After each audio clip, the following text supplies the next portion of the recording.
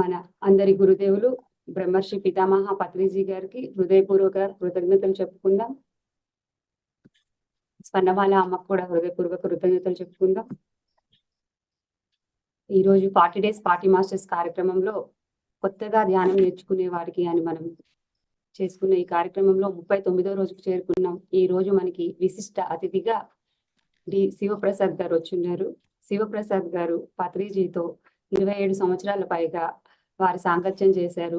అంతరంగిక కార్యదర్శిగా పనిచేస్తూ ఆయన తమ జ్ఞానాన్ని జ్ఞానలహరి ఫౌండేషన్ ద్వారా ఎన్నో బుక్స్, ఆడియోస్ రూపంలో మనందరికీ అందిస్తూనే ఉన్నారు. సార్ యొక్క అపారమైన జ్ఞానాన్ని, పత్రి గారి జ్ఞానాన్ని శివప్ప గారి ద్వారా ఈ రోజు మనందరం ఆయన మాటల్లో పంచుకుందాం. Welcome sir, welcome. ఓకే, ఇప్పుడు క్లాసా మెడిటేషన్? మెడిటేషన్ 6 to 7 ఏకతా ధ్యానం సార్. ఇప్పుడు మీరు క్లాస్ చెప్పండి, మీరు వచ్చే గ్యాప్ లో అని చెప్పేసి మనం మెడిటేషన్ చేసుకుందాం.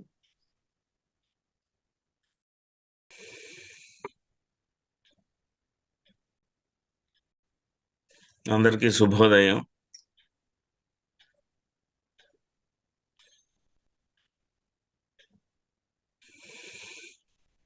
పత్రిజీ ఎప్పుడు ఒకటే మాట చెప్తూ ఉండేవారు,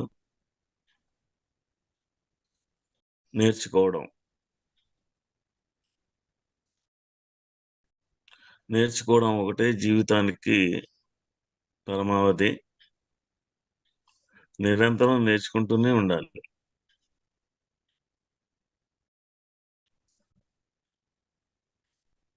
అందరికీ దక్షిణామూర్తి స్తోత్రం తెలుసు. శివుడిలో ఉండేటువంటి ఒకానొక అంశ లేదా ప్రతిరూపమే దక్షిణామూర్తి అని చెప్తూ ఉంటారు. ఆ దక్షిణామూర్తి విగ్రహాన్ని చూస్తే ఆయన చుట్టూ 4 మనుషులు కూర్చుని ఉంటారు. ఆ 4 కూడా వయోవృద్ధులు. అంటే ఒక్కొక్కళ్ళకి 97 సంవత్సరాలు, 93, 102, 99 సంవత్సరాల వయసు ఉంటుంది.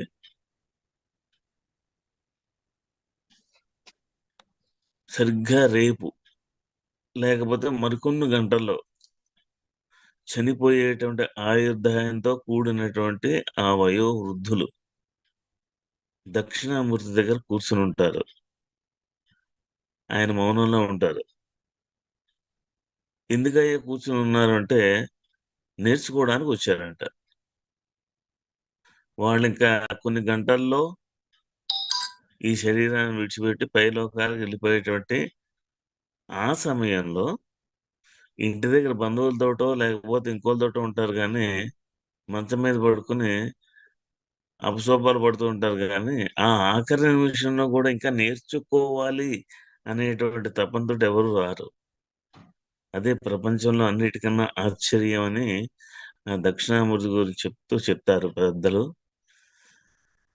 ఆ వయసులో కూడా, ఆ సమయంలో కూడా ఇంకా వాళ్ళకి నేర్చుకోవాలనే తపన ఉందట. అంటే నేర్చుకోవడానికి లిమిట్స్ అనేవి లేవు, నిరంతరం నేర్చుకుంటూనే ఉండాలి. మనతో పాటు తీసుకెళ్లేది మనం ఏమైతే నేర్చుకుని అవగాహన చేసుకున్నామో దాన్ని మాత్రమే తీసుకెళ్తాం. మిగతాది ఏది కూడా మనతో మనం పట్టుకెళ్ళలేము. మనతో మనం తీసుకెళ్లేది స్థిరాస్తులు కాదు, మనకు వచ్చినటువంటి పాపపుణ్యాలు మనం తీసుకెళ్ళాము. అందుకే అన్ని దానాల్లోకి ఇలా జ్ఞానదానం చాలా గొప్పది అని చెప్తారు. ఎంత విశేషమైందంటే ప్రతి వ్యక్తికి విశేషమైన అవగాహన అనేది కలిగిస్తుంది. ఆ అవగాహన అనేది ఎంతగా మనకి ఈ జన్మలో సంపాదించుకుంటే అది మనతో పాటు మనం తీసుకెళ్ళగలిగేది అది ఒక్కటే. అవగాహన లేకపోతే దేన్ని మనతో పాటు మనం క్యారీ చేయలేము. ఎన్నో ఉపమానాలు ఉన్నాయి, ఎన్నో కథలు ఉన్నాయి. రామాయణ మహాకావ్యాన్ని తీసుకున్నా, మహాభారత ఇతిహాసాన్ని తీసుకున్నా, దాంట్లో ఎన్నో కథల రూపంలో ఎన్నో ఆధ్యాత్మిక సత్యాలను అందులో పెట్టి ఉంచారు పెద్దలందరూ కూడా. నేర్చుకుంటూ ఉండడం వల్ల మనకేం తెలుస్తుంది? రామాయణాన్ని మనం బాగా చదివితే, బాగా అర్థం చేసుకుంటే, బాగా అవగాహన చేసుకుంటే మనకేమొస్తుంది? అందులో మూడు అంశాలు ఉంటాయి. ఎప్పుడు భద్రుడే చెప్పేవారు, రామాయణం అంటే కట్టే కొట్టే తెచ్చే. ఏంటి కట్టే కొట్టే తెచ్చే అంటే? సీతాదేవికి తాళి కట్టాడు,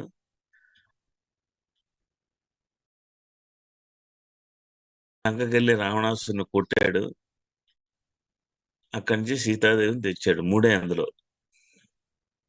రామాయణం అనగానే శ్రీరామచంద్రుడికి ఎక్కువ మహిళలతోటే తన జీవితంలో అత్యంత టర్నింగ్ పాయింట్ ఉంటుంది. రామాయణం అనగానే 3 గుణాలు. ఎందుకంటే షోడశ గుణాభి రాముడు అని రాముడిని కీర్తిస్తారు అందులో. బ్రహ్మగారు నారదుని పంపించి ఆ పుట్టలో ఉండేటువంటి ఆ వాల్మీకి మహర్షికి ఎరుక కలిగించిన తర్వాత నా ఆదేశంగా చెప్పి రామాయణ మహాకావ్యాన్ని రాయమంటారు. ఆ రామాయణ మహాకావ్యాన్ని రాసేటువంటి రాముడు లాంటి ఆ కథలో ఉండే హీరోకి ఎలాంటి గుణాలు ఉండాలి అనేటువంటి చెప్తాడు నారదుడు. అవి షోడశ గుణాభిరాముడు, 16 గుణాలు. అందులో మొట్టమొదటి గుణాన్ని కనుక మనం చూస్తే గుణవాన్. గుణవాన్ అంటే ఏంటి? గుణవంతుడై ఉండాలి. గుణవంతుడు అంటే మంచి సుగుణాలు, మంచి గుణాలు కాదు. ఏ గుణాలు కావాలి? తమో గుణం, రజోగుణం, సత్వగుణం. అందులో క్లియర్‌గా చెప్తాడు వాల్మీకి. తమో గుణం దాన్ని సంహరించాలి. రజోగుణం దాన్ని సంస్కరించాలి. సత్వగుణం స్వీకరించాలి. అందుకే తన బాల్యంలో విశ్వామిత్రుడితోటి ఆ అరణ్యంలో ప్రవేశించిన తర్వాత ముందు ఆయన కనిపించేటువంటిది తాటకి. తాటకి అంటే తమో గుణం. నిర్మోహమాటంగా సంహరించాలి. దాని తర్వాత కలిసినటువంటి మరో మహిళ అహల్య. అహల్య ఆ రజోగుణం అంటే ఏమిటి? సంస్కరించాలి. ఆమెలో ఉండేటువంటి దాన్ని, ఆ గుణాల్ని సంస్కరించాడు. సీత సత్వగుణం అడవిలోకెళ్ళి స్వీకరించాడు. అంతే, ఇంకేం లేదు అందులో. ఆ 3 గుణాలని కలిపి గుణవాన్ అని చెప్తారు. అదే గుణాల్ని మనం అలవరుచుకోవాలి. రోజువారీ జీవితంలో పొద్దున్న లేచిన దగ్గర నుంచి ఎంతో మందితో కలుస్తూ ఉంటాం. ఎంతో మందితో ఎన్నో విషయాలు మాట్లాడుతూ ఉంటాం. అక్కడక్కడ, ఎక్కడో అక్కడ మనలో దాగి ఉండేటువంటి ఆ తమో గుణం బయట కనిపిస్తూ ఉంటుంది. ఆ కనిపించిన తమో గుణాన్ని మనలో ఉన్నా, మన బయట ఉన్నా ఎప్పటికప్పుడు ఆ తమో గుణాన్ని సంహారం చేస్తూ ఉండాలి. అది పెరిగి పెద్దదవ్వకూడదు. ఇంకపోతే రెండోదైనటువంటి రజోగుణం. ఈ రజోగుణం ప్రతి సందర్భంలోనూ మనం చేసేటువంటి ఈ లోకంలో వ్యవహారాలతోటి ఆ రజోగుణం అలా చిగురిస్తూనే ఉంటుంది. దాన్ని ఎప్పటికప్పుడు మనకి మనం సంస్కరించుకోవాలి. దాన్ని బయటికి పంపే మార్గం లేదు. ఇంకపోతే సత్వగుణం కలిగినటువంటి మనిషి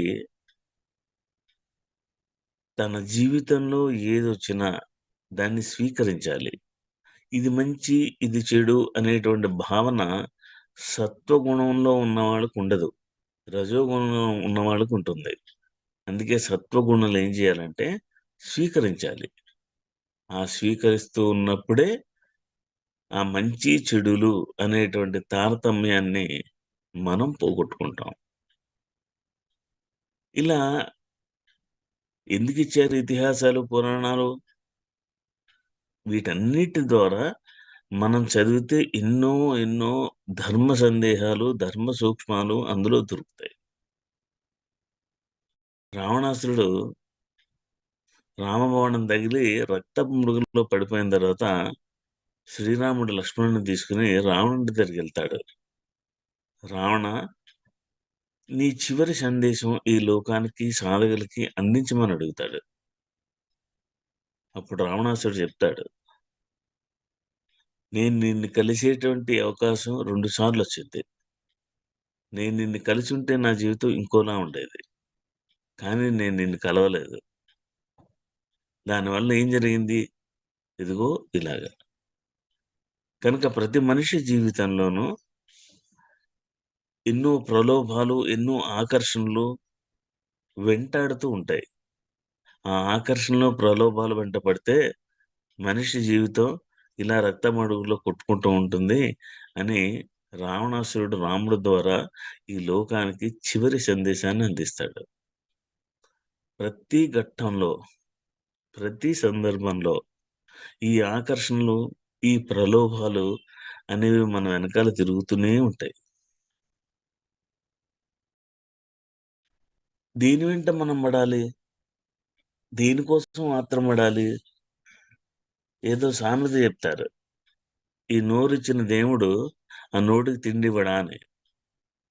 ఆ తిండి కోసం మనం వెంపర్లాడడం ఎందుకు? మనం దేని గురించి, దేని వెంట వెంపర్లాడకూడదు. సో అందరూ కూడా భగవంతుడిని, గురువు దగ్గరికి వెళ్ళిన తర్వాత ఏం కావాలయ్యా అనగానే ఏదో ఒకటి కోరుతూ ఉంటారు.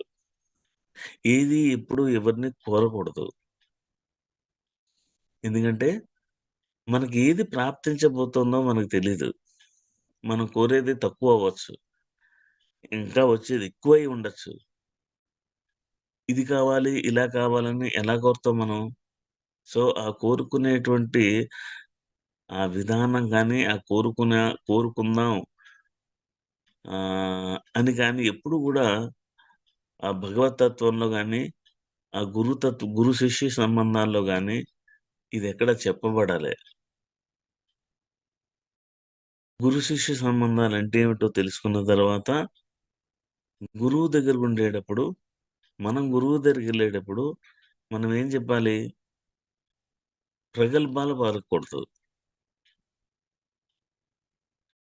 అయ్యా మీరిచ్చిన విద్య నేను అభ్యాసం చేశాను. దానివల్ల ఈ ప్రతిఫలాన్ని పొందాను.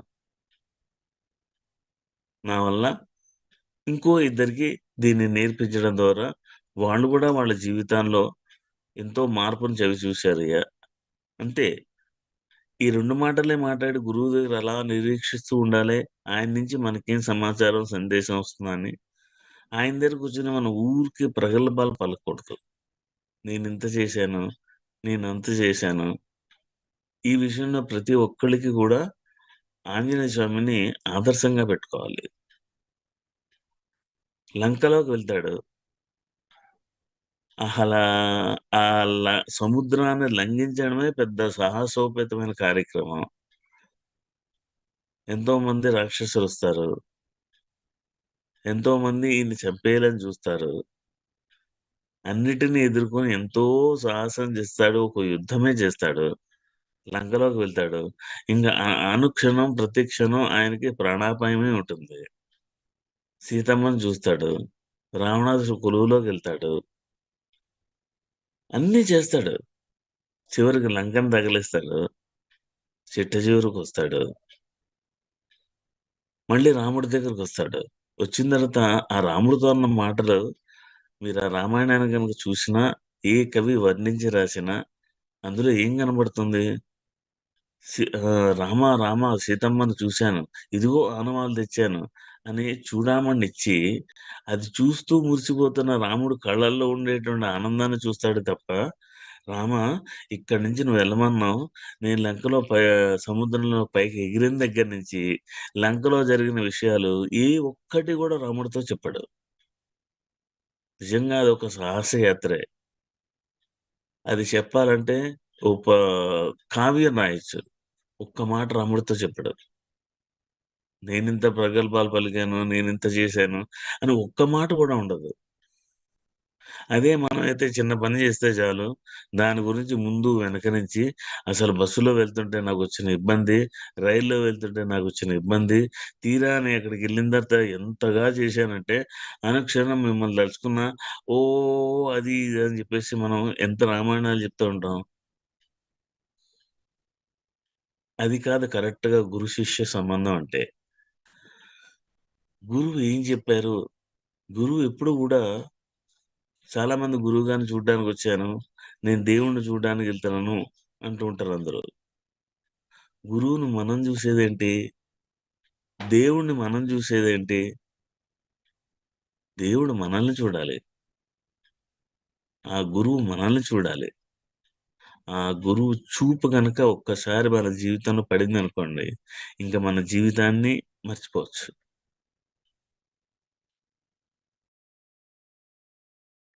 సో, ఇప్పుడు భౌతికంగా మన మధ్య భౌతిక శరీరంతో మన గురువుగారు లేరు. ఇక్కడే ఉన్నారు అని చెప్పుకోవచ్చు. ఎంతమంది కనిపిస్తున్నారో, ఎంతమంది కనిపించట్లేదో నిజాలు మాట్లాడుకుంటే మనకే తెలిసిపోతుంది. మరి ఇప్పుడు ఆ గురువుని ఇన్ని సంవత్సరాలు తిరిగినటువంటి ఆ గురువుతో నేనెప్పుడూ ఆ గురువు సాంగత్యంలో ఉండాలంటే ఏం చేయాలి? ఆ గురువుకి ఇష్టమైనటువంటివి ఏమిటి? ముందు అది లిస్ట్ చేసుకోండి. ఆయనకిష్టమైనటువంటివి అన్నీ మనం ఆచరించలేం. ఒక 5 పాయింట్లు రాసుకోండి. లేదా ఒక 7 పాయింట్లు రాసుకోండి. ఇది గురువుగారికి అత్యంత ప్రాణప్రదమైన అంశాలు అని రాసి, అవి మీ జీవితంలో ప్రతిరోజు తూచా తప్పకుండా చేస్తూ ఉండండి. పొద్దున్నే ఆయన నిద్ర మంచం నుంచి లేచిన వెంటనే అందరూ ఆయన కాళ్ళొత్తుతూ పక్కనుండేవారు. లేచి లేవంగానే ఏంటి సంగతని తల ఆడించేవారు. పక్కనుండేవాళ్ళు ఏదోకటి చెప్తూ ఉండేవారు. అప్పుడు నిద్ర నుంచి లేవంగానే ఆయన ఏదో ఒక ప్రతిరోజు ఓ కొత్త ఆయనకిష్టమైనవి తింటూ, ఆయన్ని తలుచుకుంటూ ఉండండి. ఆయన మనలోనే ఉంటారు. ఆయనకి జీవితంలో అత్యంత ఇష్టమైనటువంటి పనులేంటో ఎంచుకొని, అవే చేస్తూ, ఆయన్నే మనసులో తలుచుకుంటూ ఉండండి.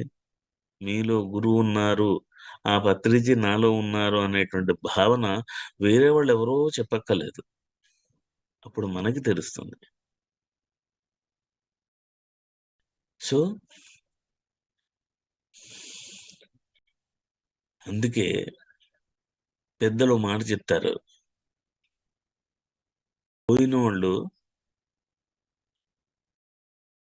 ఉన్న వాళ్ళలో జ్ఞాపకాలుగా మనకు గుర్తుంటారు అని. మనకి గుర్తుండడం గాదు, ఆయన్ని మనలో ఉంచుకోవాలి. ఆ గురువును మనలో ప్రతిష్ఠ చేసుకోవాలి. బయట విగ్రహాలు ప్రతిష్ఠ చేస్తారే, అలాగే ఆ గురువు యొక్క ప్రతిమని, ఆ గురువు యొక్క చైతన్యాన్ని మనలో ప్రతిష్ఠ చేసుకోవాలి. ప్రతిష్ఠ చేసుకున్న మరుక్షణం నుంచి మనం మాట్లాడే మాటలో మార్పొస్తుంది. చేతలో మార్పొస్తుంది. చూపులో మార్పొస్తుంది.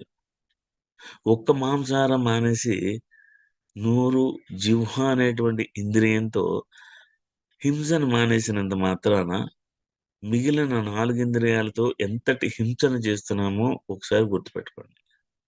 ఈ నోరు మానేస్తే మిగతావన్నీ గూడా కట్టడి అవుతాయి కదా అని 4 ఇంద్రియాలుని పక్కన పెట్టి, ఐదో ఇంద్రియంతో చేసేటువంటి హింసని మాన్పించడానికే ఆయన ప్రథమ ప్రణాళికగా ఎంచుకున్నారు పత్రిజీ. మరి నోటితో మాంసాన్ని మానేసిన తర్వాత కంటితో హింస ఉండకూడదు. ఆలోచనలో హింస ఉండకూడదు. అన్నిటికన్నా ఆ చూపుతో చేసేటువంటి హింస అంతా ఇంతా కాదు. ఓర్చుకోలేము. ఓర్వలేం. అవతలాడికి అది ఉంది అని బాధ. అదంతా కంటి ద్వారా జరిగేటువంటి హింస.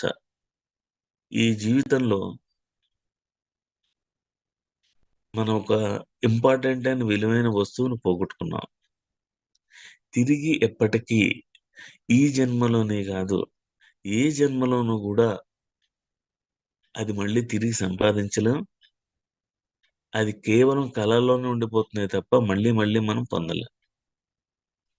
అదే మన మిత్రుడు, మన గురువు. అలాంటి గురువుని, అలాంటి వ్యక్తిని జీవితంలో మళ్ళీ ఏ జన్మలోనూ మనం పొందలేం. ఈ జన్మ కాకపోతే వచ్చే జన్మ అనుకుని మనం భౌతిక శరీరాన్ని తీసుకుని మన కర్మానుసారం ఎక్కడ తిరుగుతామో, ఏం ప్లేస్‌లోకెళ్తామో మనకైతే తెలీదు గానీ, తిరిగి మళ్ళీ ఆయన భూమి మీద భౌతిక శరీరంతో పుట్టడం మాత్రం జరగదు. అది ఆ విషయం ఆయనే చెప్పారు. ఇదే భూలోకానికి ఆఖరి చూపు అని. ఆయన ఎక్కడుంటారో, ఎక్కడున్నా వేరే వేరే శరీరాలతో కలిసి ఆయనతో ఉంటామేమో కానీ, ఈ శరీరంతో, ఈ భౌతిక శరీరంతో తిరిగి మళ్ళీ ఆయనతో కూడి ఉండడం అనేది జరగదు గాక జరగదు. అంత విలువైన ఈ జీవితంలో మనకి లభించిన ఆ బహుమానాన్ని పోగొట్టేసుకున్నాం. అది ఎందుకు ఏంటనేది తర్వాత సంగతి. పోయింది తిరిగి రాదు అంటారు. అది మామూలు వ్యక్తులకి. పోయింది తిరిగి తెచ్చుకోవాలి. ఎక్కడ పోగొట్టుకున్నామో తిరిగి అక్కడ తెచ్చుకోవాలి. ఆయన ఎక్కడుంటారు? ఏ లోకంలో ఉంటారు? సత్యలోకంలో ఉంటారా? తపోలోకంలో ఉంటారా? అంటే ఒక్కొక్క లోకానికి ఒక్కొక్క నాయకుడు ఉంటాడు గదా! ఆ లోకంలోకెళ్ళి, ఆ లోకానికి ఇన్‌చార్జ్ ఎక్కడో పైన కూర్చుంటే, ఈయన కింద రెండో బెంచ్ మీద కూర్చునే క్యారెక్టర్ కాదు కదా అది. సరే ఆయన ఎక్కడున్నారో తర్వాత చూద్దాం. ఆయన్ని మనలో మనం ఎందుకు పెట్టుకోలేం? ఆయన్ని మనలో పెట్టుకోవాలి అంటే మొట్టమొదట మనం చేయాల్సిందేంటంటే, అందరూ చాలా కేర్‌ఫుల్‌గా అర్థం చేసుకోవాల్సిన పాయింట్ ఏంటంటే, ఎప్పుడు నిత్య యవ్వనంతో, నిత్య తేజస్సుతోటి అలా దేదీప్యమానంగా ఎలిగిపోతుంటారు గదా! మనం గూడా అలా వెలిగిపోవాలంటే, ఆ వెలుగు ఆయనతో పాటు మనలో ఉండాలి అంటే, ఆయన ఆచరించినటువంటి మొట్టమొదటి పాయింట్‌ని మన జీవితంలో మనం ఆచరించాలి. ఏం ఆచరించి ఆయన అలా తయారయ్యారు? ఏ ఊరొచ్చినా, ఎప్పుడొచ్చినా, నిద్రున్నా లేకపోయినా, విపరీతమైన పని చేసినా, ఆ మొహంలో ఎప్పుడైనా సరే నిరాశ గాని, అసహనం గాని, అలసటను గాని ఎప్పుడైనా మీరు చూసారా? చూడలేదు. మరంత దేదీప్యమానంగా ముఖం వెలిగిపోతూ ఉంటుందే, ఎందుకు అని ఎప్పుడైనా అడిగారా పోనీ? అడగలేదు. ఎంతసేపు ఆయన దగ్గర నవ్వుతూ ఆయనకి హగ్ చేసుకుంటూ, చేతులు, కాళ్ళు పట్టుకుంటూ ఏమిటి, ఏమిటంటే, "ఏమి లేదు సార్, ఓకే సార్" అని అక్కడికెళ్ళి ఆగిపోయాము గానీ, ఏం అడగాలో అడగలేదు. తిరిగి మళ్ళీ బయటకొచ్చిన తర్వాత ఇది అడుగుదాం అనుకున్నానే అడగలేకపోయానే అని మనం అనుకుంటూ ఉండేవాళ్ళం. సో, ఇలా ప్రతిరోజు ఆయన చూస్తూ ఉన్నప్పుడు ఎందుకింత యాక్టివ్‌గా ఎప్పుడు ఆ మొఖంలో హ్మ్, లేమితనం అనేది కనపడదు. నిరాశ అనేది కనపడదు. అసహనం, అసంతృప్తి అనేది ఉండదు. ఎప్పుడు నిత్య సంతోషంగా అలా వెలిగిపోతూ ఉండడానికి కారణం ఏంటి? ఏదో ఉంటుంది గదా! మీరెవరో అడిగారో లేదో తెలీదు గానీ నేను మాత్రం అడిగాను ఒకసారి. ఇలా ఎలా ఉంటున్నారు సార్? ఏంటి దీని సీక్రెట్ అని. అడిగిన వెంటనే నవ్వేసి ఊరుకున్నారు గానీ ఏం చెప్పలేదు. దాని తర్వాత హైదరాబాదు ఎల్బీ నగర్‌లో ఒక ఇంటికెళ్ళాం. ఆ ఇంట్లో ఆ రోజు ఇల్లు ప్రారంభోత్సవం. సాయంత్రం 4 గంటలకి ఆ ఇంట్లో ఆ ఇంటిని ఓపెన్ చేసిన తర్వాత, అక్కడ వాళ్ళు చిన్న కుర్చీ ఏసి కూర్చోబెట్టి 10 మంది పోగైతే అక్కడ కూర్చొని ఒక కాన్సెప్ట్ చెప్పారు. చాలా బావుంది. ఇంతవరకు అలాంటిది ఎప్పుడు చెప్పలేదు. వెళ్లి ఆయన దగ్గరికెళ్లి చాలా చాలా బావుంది సార్ అని అభినందించి అప్రిషియేట్ చేసి రావడం ఎప్పుడు ఉండేది. అలా చెప్పొచ్చిన తర్వాత వాళ్ళేదో చిన్న టిఫిన్ పెట్టారు. వద్దు కాఫీ ఒకటే చాలన్నారు. కాఫీ తీసుకెళ్ళి ఇస్తుంటే, "కాఫీ తాగేసి ఎలా ఉందయ్యా కాన్సెప్ట్" అన్నారు. "బాగుంది సార్" అన్నాను. అక్కడి నుంచి బయలుదేరాం. బండెక్కి అంబర్పేటకెళ్తున్నాం. బండెక్కంగానే "ఎలా ఉందయ్యా క్లాసు" అన్నారు. ఇంతకుముందే డాబా మీద చెప్పాం గదా! మళ్ళీ వెంటనే సార్ అడుగుతున్నారు. మరేం జెప్పాలి? సరే మళ్ళీ ఇంకోసారి చెప్పారు. మళ్ళీ కాసేపు అయిన తర్వాత అంబర్పేటకెళ్ళాం. బండి దిగాం. లోపలికెళ్ళి టీవీ ఆన్ చేసాం. కూర్చున్నాం. "ఎలా ఉందయ్యా క్లాస్" అన్నారు. మళ్ళీ చెప్పారు. అయిపోయింది. వంట అయిపోయిన తర్వాత భోజనం చేశారు. పడుకుంటా అన్నారు. రాత్రి 11కి లేసి వెనకాల వీపు గోక్కుంటూ "ఎలా ఉందయ్యా క్లాస్" అన్నారు. మిమ్మల్ని కూడా అడిగే ఉంటారు ఇన్ని సార్లు. "బాగుంది సార్" అన్నా. అయిపోయింది. పడుకున్నారు. ఎందుకిలా అడుగుతారు ఇన్ని సార్లు? నన్నే కాదు చాలా మందిని అడుగుతూ ఉంటారు గదా! అని రాత్రంతా ఆలోచించాను. సరే పొద్దున్న 6కి లేచారు. పేపర్ తీసుకొచ్చి ఇచ్చాను. కాఫీ పొద్దున్న లేవంగానే మంచి ఫిల్టర్ కాఫీ తాగే అలవాటు కాబట్టి ఇంట్లో కాఫీ పెట్టేసి ఆయనకిచ్చి నేను తీసుకున్నా. కాఫీ తాగుతున్నాను. ఆ కాఫీ సాసరు పట్టుకున్నారో లేదో పేపర్ కింద పెట్టి "ఎలా ఉందయ్యా రాత్రి క్లాసు" అన్నారు. అన్నీ చెప్పిన తర్వాత నేనొకటి అడుగుతాను సార్ అడుగు అన్నాను. సార్ నిన్న 4 గంటలకు క్లాస్ అయిన వెంటనే మీ దగ్గరకొచ్చి నేను చెప్పాను ఇందులో ఉండేటువంటి కీలకమైన అంశాలేంటి. విన్నారు, షేక్ హ్యాండ్ ఇచ్చారు, బావుందయ్యా అన్నారు. మళ్ళీ వెంటనే అక్కడే అడిగారు నన్ను. చెప్పాను. కారెక్కి అంబర్పేటకొస్తున్నాం మళ్ళీ అడిగారు చెప్పాను. మళ్ళా రాత్రి అడిగారు, భోజనం అయిన తర్వాత అడిగారు, పడుకోవడానికి ముందు గూడా అడిగారు. మళ్ళీ చెప్పారు. ఇప్పుడు పొద్దున్నే కాఫీ ఇచ్చారు. మళ్ళీ ఇప్పుడు అడుగుతున్నారు. నన్నే కాదు సార్ ఇలా ఎంతో మందిని అడుగుతుంటారు. "ఎందుకు సార్" అని అడిగారు. "నన్నేం అడుకోమన్నావు నువ్వు" అన్నారు. అవునండి. ఎప్పుడు ఇంత హ్యాపీగా ఎలా ఉంటారో అర్థం కావట్లేదు. ఎందుకు వాటి సీక్రెట్ ఏంటని అడిగాను. ఇప్పుడు చెప్తాను విను.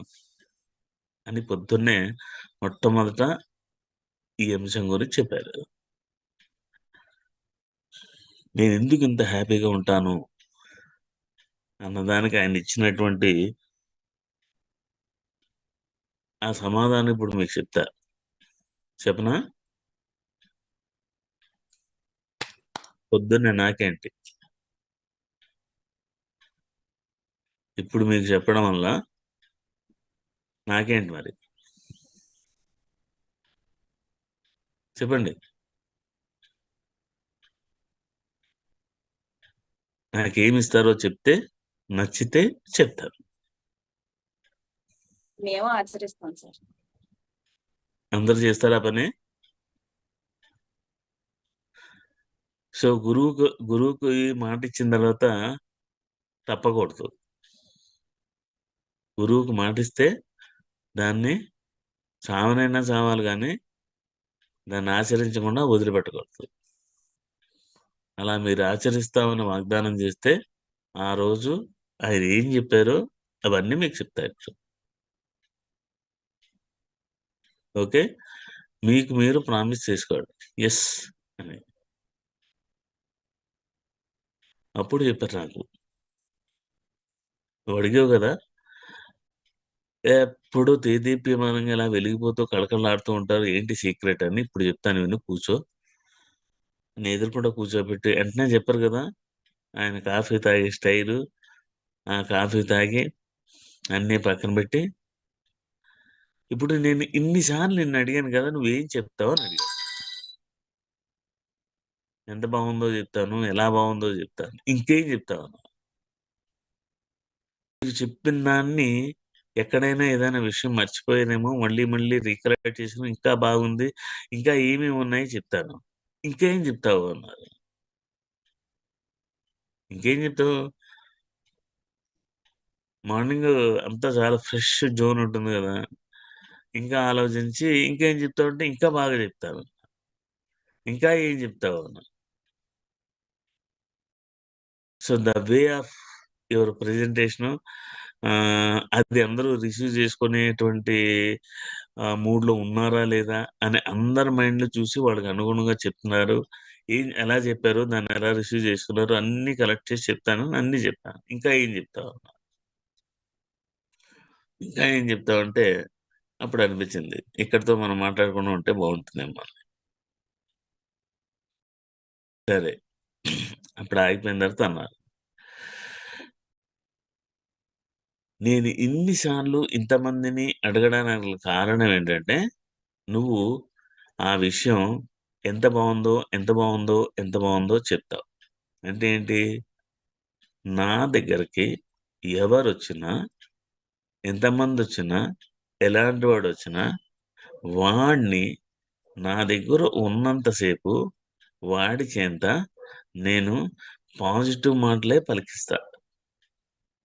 అంటే నేను పాజిటివ్ మాటలే వింటా, పాజిటివ్ మాటలే మాట్లాడతా. నేను లేచిన 24 గంటల్లో ప్రతి నిమిషం ప్రతి సెకను పాజిటివ్ మాటలే వింటాను, పాజిటివ్ మాటలే మాట్లాడతాను కాబట్టే నేను ఇంత ఆనందంగా హ్యాపీగా ఉన్నాను అని చెప్పారు. సో పొద్దున్న లేచిన దగ్గర నుంచి మనకి ఇరిటేషన్ కలిగించేటువంటి వార్తలు కానీ, జుగుప్సాకరమైనటువంటి అంశాలు కానీ ఆ ఫేస్బుక్లో వాట్సాప్లో పెడుతుంటారు కొన్ని కొన్ని పోస్టులు. అవన్నీ చూస్తుంటే చిచ్చి అనిపిస్తుంటుంది. పేపర్ తీయంగానే వాడు అలా చచ్చాడు, వీడిలా చచ్చాడు, వాడంత దగా చేశాడు, వీడింత మోసం చేశాడు, ఇవన్నీ ఉంటాయి. ఇవన్నీ కాదు, పొద్దున్న లేచిన తర్వాత మన మార్నింగ్ ఎలాగైతే స్టార్ట్ అవుతుందో మన డే కూడా అలాగే ముగించుకోవాలి.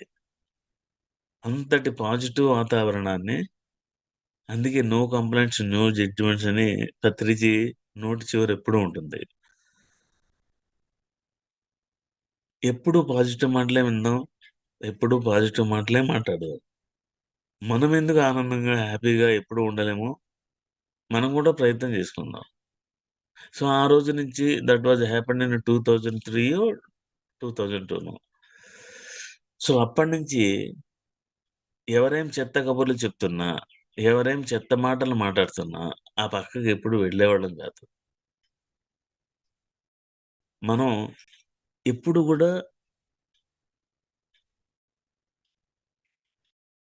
మన సరౌండింగ్లో ద పాజిటివ్ వైబ్రేషన్స్ ఉండాలి. జపాన్లో శతవృద్ధుల కాలనీ అని ఉంటుంది. అంటే 100 సంవత్సరాల పైనుండే వాళ్ళ కాలనీ అది. వాళ్ళు ఎవరు కూడా 120 సంవత్సరాల పై మాటే గానీ కింద చనిపోరు ఎవరు కూడా. వాళ్ళ దగ్గర ఉండేటువంటి సీక్రెట్ ఏంటంటే వాళ్ళు పొద్దున్నే మీరు 5కి లేచారో, మీరు 4:30కి లేచారో తెలీదు. నాకెవరో ఫోన్ చేశారు పొద్దున్నే. కేవలం ఒకే రింగ్ అవుతుంది అంతే. వెంటనే ఆన్సర్ చేస్తా. అంటే నేనే నిద్రపోయి ఉండను. నేను ప్రాతకాలంలోనే లేస్తా. ఇంకా చెప్పాలంటే బ్రాహ్మీ ముహూర్తంలోనే లేస్తా. నేనెప్పుడు పడుకుంటాననేది అనవసరం. నేను 2కి పడుకున్నా నేను లేచే టైం అదే. ఆ 3:30, 3:40 ఆ మధ్యకాలంలో బ్రాహ్మీ ముహూర్తం స్టార్ట్ అవుతది. ఆ స్టార్ట్ అయ్యే టైంకి లేచి కూర్చుంటా నేను. అప్పుడు చేసేటువంటి ధ్యానమే తప్ప నేను మళ్ళీ రోజువారీలో ఎప్పుడూ కూర్చోను. అందుకే నేను ధ్యానం చేస్తున్నట్టు కనపడను ఎవరికీ. ఆ ప్రాతకాలంలో ధ్యానం చేయడం వల్ల ధ్యానానికన్నా ముందు మనం నిద్ర మంచం నుంచి లేచి దిగి కిందకొచ్చి మన ఇంట్లో ఉన్న దొడ్డి తలుపు తీసుకుంటే గనక ఫ్రెష్ ఎయిర్ ఉంటుంది. ఆ ఎయిర్‌ని వాళ్ళు పొద్దున్నే ఆరామంలో ఉండేటప్పుడు కిటికీ తలుపులు తీసి తెల్లవారుజామున 4 గంటలకి ఆ సహజమైనటువంటి ఆ ఫ్రెష్ ఎయిర్‌ని గుండెల నిండా హెవీ బ్రెత్ తీసుకొని చేయడం అనేది 21 టైమ్స్ చేస్తారట వాళ్ళు. అందుకు ఆ లంగ్స్‌లో ఉండేటువంటి మాలిన్య ప్రక్రియ చేసిన వెంటనే వచ్చి కూర్చొని 45 నుంచి 1 అవర్ మాత్రమే ధ్యానం చేస్తారు. ఆ ధ్యానం చేసేటప్పుడు సూర్యునికి అభిముఖంగా కూర్చుంటారు, తూర్పు దిక్కుగా. ఎందుకు తూర్పు దిక్కుగా కూర్చుంటారు అంటే, శ్రీకృష్ణుడు భగవద్గీతలో 9వ అధ్యాయం చెప్తూ ఆయన చెప్తాడు, ఈ బ్రహ్మ విద్య, యోగ విద్య అనేటువంటి ఈ యోగ శాస్త్రాన్ని నేను ఇంతకు ముందు ఇక్ష్వాకులకు నేర్పించాను. ఆ ఇక్ష్వాకులకు నేర్పించిన తర్వాత మనువుకు నేర్పించాను. మనువుకు నేర్పించిన తర్వాత సూర్య భగవానుడికి నేర్పించాను. మళ్ళీ అర్జున నీకిప్పుడు చెప్తున్నాను అంటాడు. అంటే దాని అర్థం ఏంటి? ఆ శ్రీకృష్ణ పరమాత్మ ఈ భగవద్గీతలో ఉండేటువంటి ఈ సారాంశంలో 541 శ్లోకాలు ఆయన ఉంటే, అర్జునుడు అడిగిన 64 120 ఉంటే, ఇంకా మిగతా వాళ్ళందరికీ కలిపితే 701 భగవద్గీత అయింది. అందులో కృష్ణుడు చెప్పింది 541. అంటే అప్పుడు ఇంకా ఏం చెప్పాడో మనకు తెలియదు కానీ, ఈ భగవద్గీతలో మనకి లభ్యమైంది 541. ఆ 541 తోటి ముందు సూర్య భగవానుడికి నేర్పించాను అంటాడు. మరి ఆ సూర్య భగవానుడికి ఇవే నేర్పించాడా, ఇంకా ఏమైనా నేర్పించాడా? మరి ఆ సూర్య భగవానుడికి నేర్పించినటువంటి ఆ యోగ విద్యని మనం తెలుసుకోవాలి అంటే, ప్రాతకాలంలో బ్రాహ్మీ ముహూర్తంలో తూర్పు దిక్కు కనుక మనం కూర్చుని ధ్యానంలో ఉంటే, సూర్యుడు తన ప్రయాణాన్ని ప్రారంభిస్తాడు. అంటే మనకు కనబడవచ్చు, సూర్యకిరణాలు మన కంటికి కనపడకపోవచ్చు మనం ఉన్న ప్రదేశంలో. కానీ అప్పటికే ఆయన ప్రయాణం ప్రారంభమవుతుంది. ఎప్పుడైతే ఆయన ప్రయాణం ప్రారంభమైందో, సప్త అశ్వాలు అంటే 7 గుర్రాలుంటాయి. 7 గుర్రాలంటే 7 గుర్రాలతో రథం మీద వస్తాడు అనేటువంటి ఉపమానం ఎందుకు అంటే, ఆయన ఆయన దగ్గర నుంచి ఉండేటువంటి శక్తి, యుక్తి, జ్ఞానం. దీన్నే లలితా సహస్రనామంలో క్రియాశక్తి, ఇచ్ఛాశక్తి, జ్ఞానశక్తి అంటారు. ఈ మూడిటిని తన యొక్క 7 చక్రాలలో నిక్షిప్తమైన ఆ జ్ఞానాన్ని మనకి ఆయన బయలుదేరుతూ ఉన్నప్పుడు ఆయన సప్త కిరణాల రూపంలో విడుదలై, మనం కూర్చుని ధ్యానంలో ఉన్న సమయంలో మన 7 చక్రాలకి ఆ 7 కిరణాలు తాకి ఆ యోగ విద్య, ఆ బ్రహ్మ విద్య అనేటువంటి సారాన్ని మనకి బోధిస్తాడట ఆయన. ఆ బ్రహ్మ ముహూర్తంలో మెడిటేషన్ చేయడం వల్ల వచ్చే ప్రయోజనం ఏంటంటే, సూర్య భగవానుడి యొక్క సప్త కిరణాలు మన సప్త చక్రాలని తాకి మనల్ని మరింత శక్తివంతుల్ని చేస్తాయి. అలా వాళ్ళు తెల్లవారుజామున మెడిటేషన్ పూర్తయిపోయిన తర్వాత వెంటనే లేచి కూర్చుని లైబ్రరీలో ఉండే పుస్తకాలు తీస్తారట. గ్రంథాలు తీసి కనీసం ఒక అధ్యాయం లేదా 2 అధ్యాయాలు తప్పనిసరిగా చదువుతారు. ఆ చదువు పూర్తయిన తర్వాతనే మిగిలిన పనులు చూసుకుని, అప్పుడు ఆరామంలోకెళ్ళి ప్రాతకాలం భిక్ష కోసం వెళ్ళి వాళ్ళు పెట్టిన ఆహారాన్ని తింటారు. ఇది ఆ జపనీస్ శతవృద్ధుల కాలనీలో వాళ్ళు చేసేటువంటి పని. అందుకే వాళ్ళు 120 సంవత్సరాల పైచిలుకుంటారు. ఈ మధ్య కాలంలోనే బర్మాలో ఉండేటువంటి ఒకానొక బుద్ధిస్ట్ నాకు వీడియో పెడితే పంపించాను. అది అందరూ చూసారు. ఇప్పుడు ఎవరి దగ్గర ఉందో లేదో తెలీదు. ఆ గోల్డెన్ టెంపుల్ పక్కన బుద్ధుడి యొక్క ఆరామంలో ఆయన ఉండేటువంటి సన్యాసికి 121 ఏళ్ళు. కనుక ఆయన ఎప్పుడు చనిపోతాడో ఆయనకి తెలుసు. ఆ వీడియోలో చాలా మంది చూసుంటారు. ఆయన శిష్యులందరూ ఒక చిన్న కార్పెట్ లాంటిది పరుస్తారు. ఆయన సోఫాలో కూర్చుంటాడు. ధ్యాన ముద్ర అయిపోయి ఆయన మరణ గడియ రాంగానే వచ్చి అందులో పడుకుంటాడు. పడుకున్న వెంటనే శరీరాన్ని విడిచేస్తారు. ఆయన తీసుకెళ్ళి ఆ బాక్స్‌లో పెట్టుకొని మోసుకొని వెళ్ళిపోతారు. ఇది చాలా మంది చూసారు. అంటే వాళ్ళు 121 ఇయర్స్ తర్వాత ఎంత ఆహ్లాదకరంగా నవ్వుతూ చనిపోయారు వాళ్ళు. అలాంటి ఆహ్లాదకరమైన వాతావరణంలో మనకి రావాలి అంటే పొద్దున్నే లేచి ఆ ఫ్రెష్ ఎయిర్‌ని గనక తీసుకుంటే, ఆ రాత్రి మనం పీల్చిన గాలిలో గాని, ఆ లంగ్స్‌లో ఉండేటువంటి మాలిన్యాలన్నీ తొలగిపోయి, ఆ చక్కటి ఆ సూర్యకిరణాల ప్రభావంతో మనం ధ్యానం చేసి, అదే సమయంలో స్వాధ్యాయం చేసిన తర్వాత రోజు ఎలా ప్రారంభిస్తే, ఆ రోజు అలా ముగుస్తుంది. మనం పొద్దున్నే ప్రాతకాలంలో మెడిటేషన్ చేసేయాలి కదా అని చెప్పేసి లేచిపోయి మంచం మీద కూర్చుని ఆ చలిలోను ఆ ఏసీలోను మళ్ళీ దుప్పటి కప్పేసుకుని అలాగే కాసేపు కూర్చుని బ్రెత్ అబ్జర్వ్ చేసి మళ్ళీ పడుకునే టైం వచ్చిన తర్వాత కాసేపు పడుకుందాంలే అని పడుకుంటే పడుకోవచ్చు. ఆ టైంలో ధ్యానమే కాదు, నిద్ర కూడా బ్రహ్మాండంగా ఉంటుంది. మనకి ఏది కావాలంటే అదే పెట్టుకోవచ్చు. అలా మనం ఎన్నో విన్నాం, ఎన్నో తెలుసుకున్నాం, ఎన్నో నేర్చుకున్నాం. అయితే మనకేది అర్థం కాకపోవచ్చు. ఏదైనా గానీ ఎప్పుడు ఏది గుర్తు రావాలో, ఎప్పుడు ఏది మనకి ఉపయోగపడాలో అప్పుడే ఉపయోగపడుతుంది. ఒక ఊర్లో ఒక పెద్ద దొంగ ఉన్నాడు. ఆయన దొంగతనం చేస్తే ఎవరు పట్టుకోలేరు.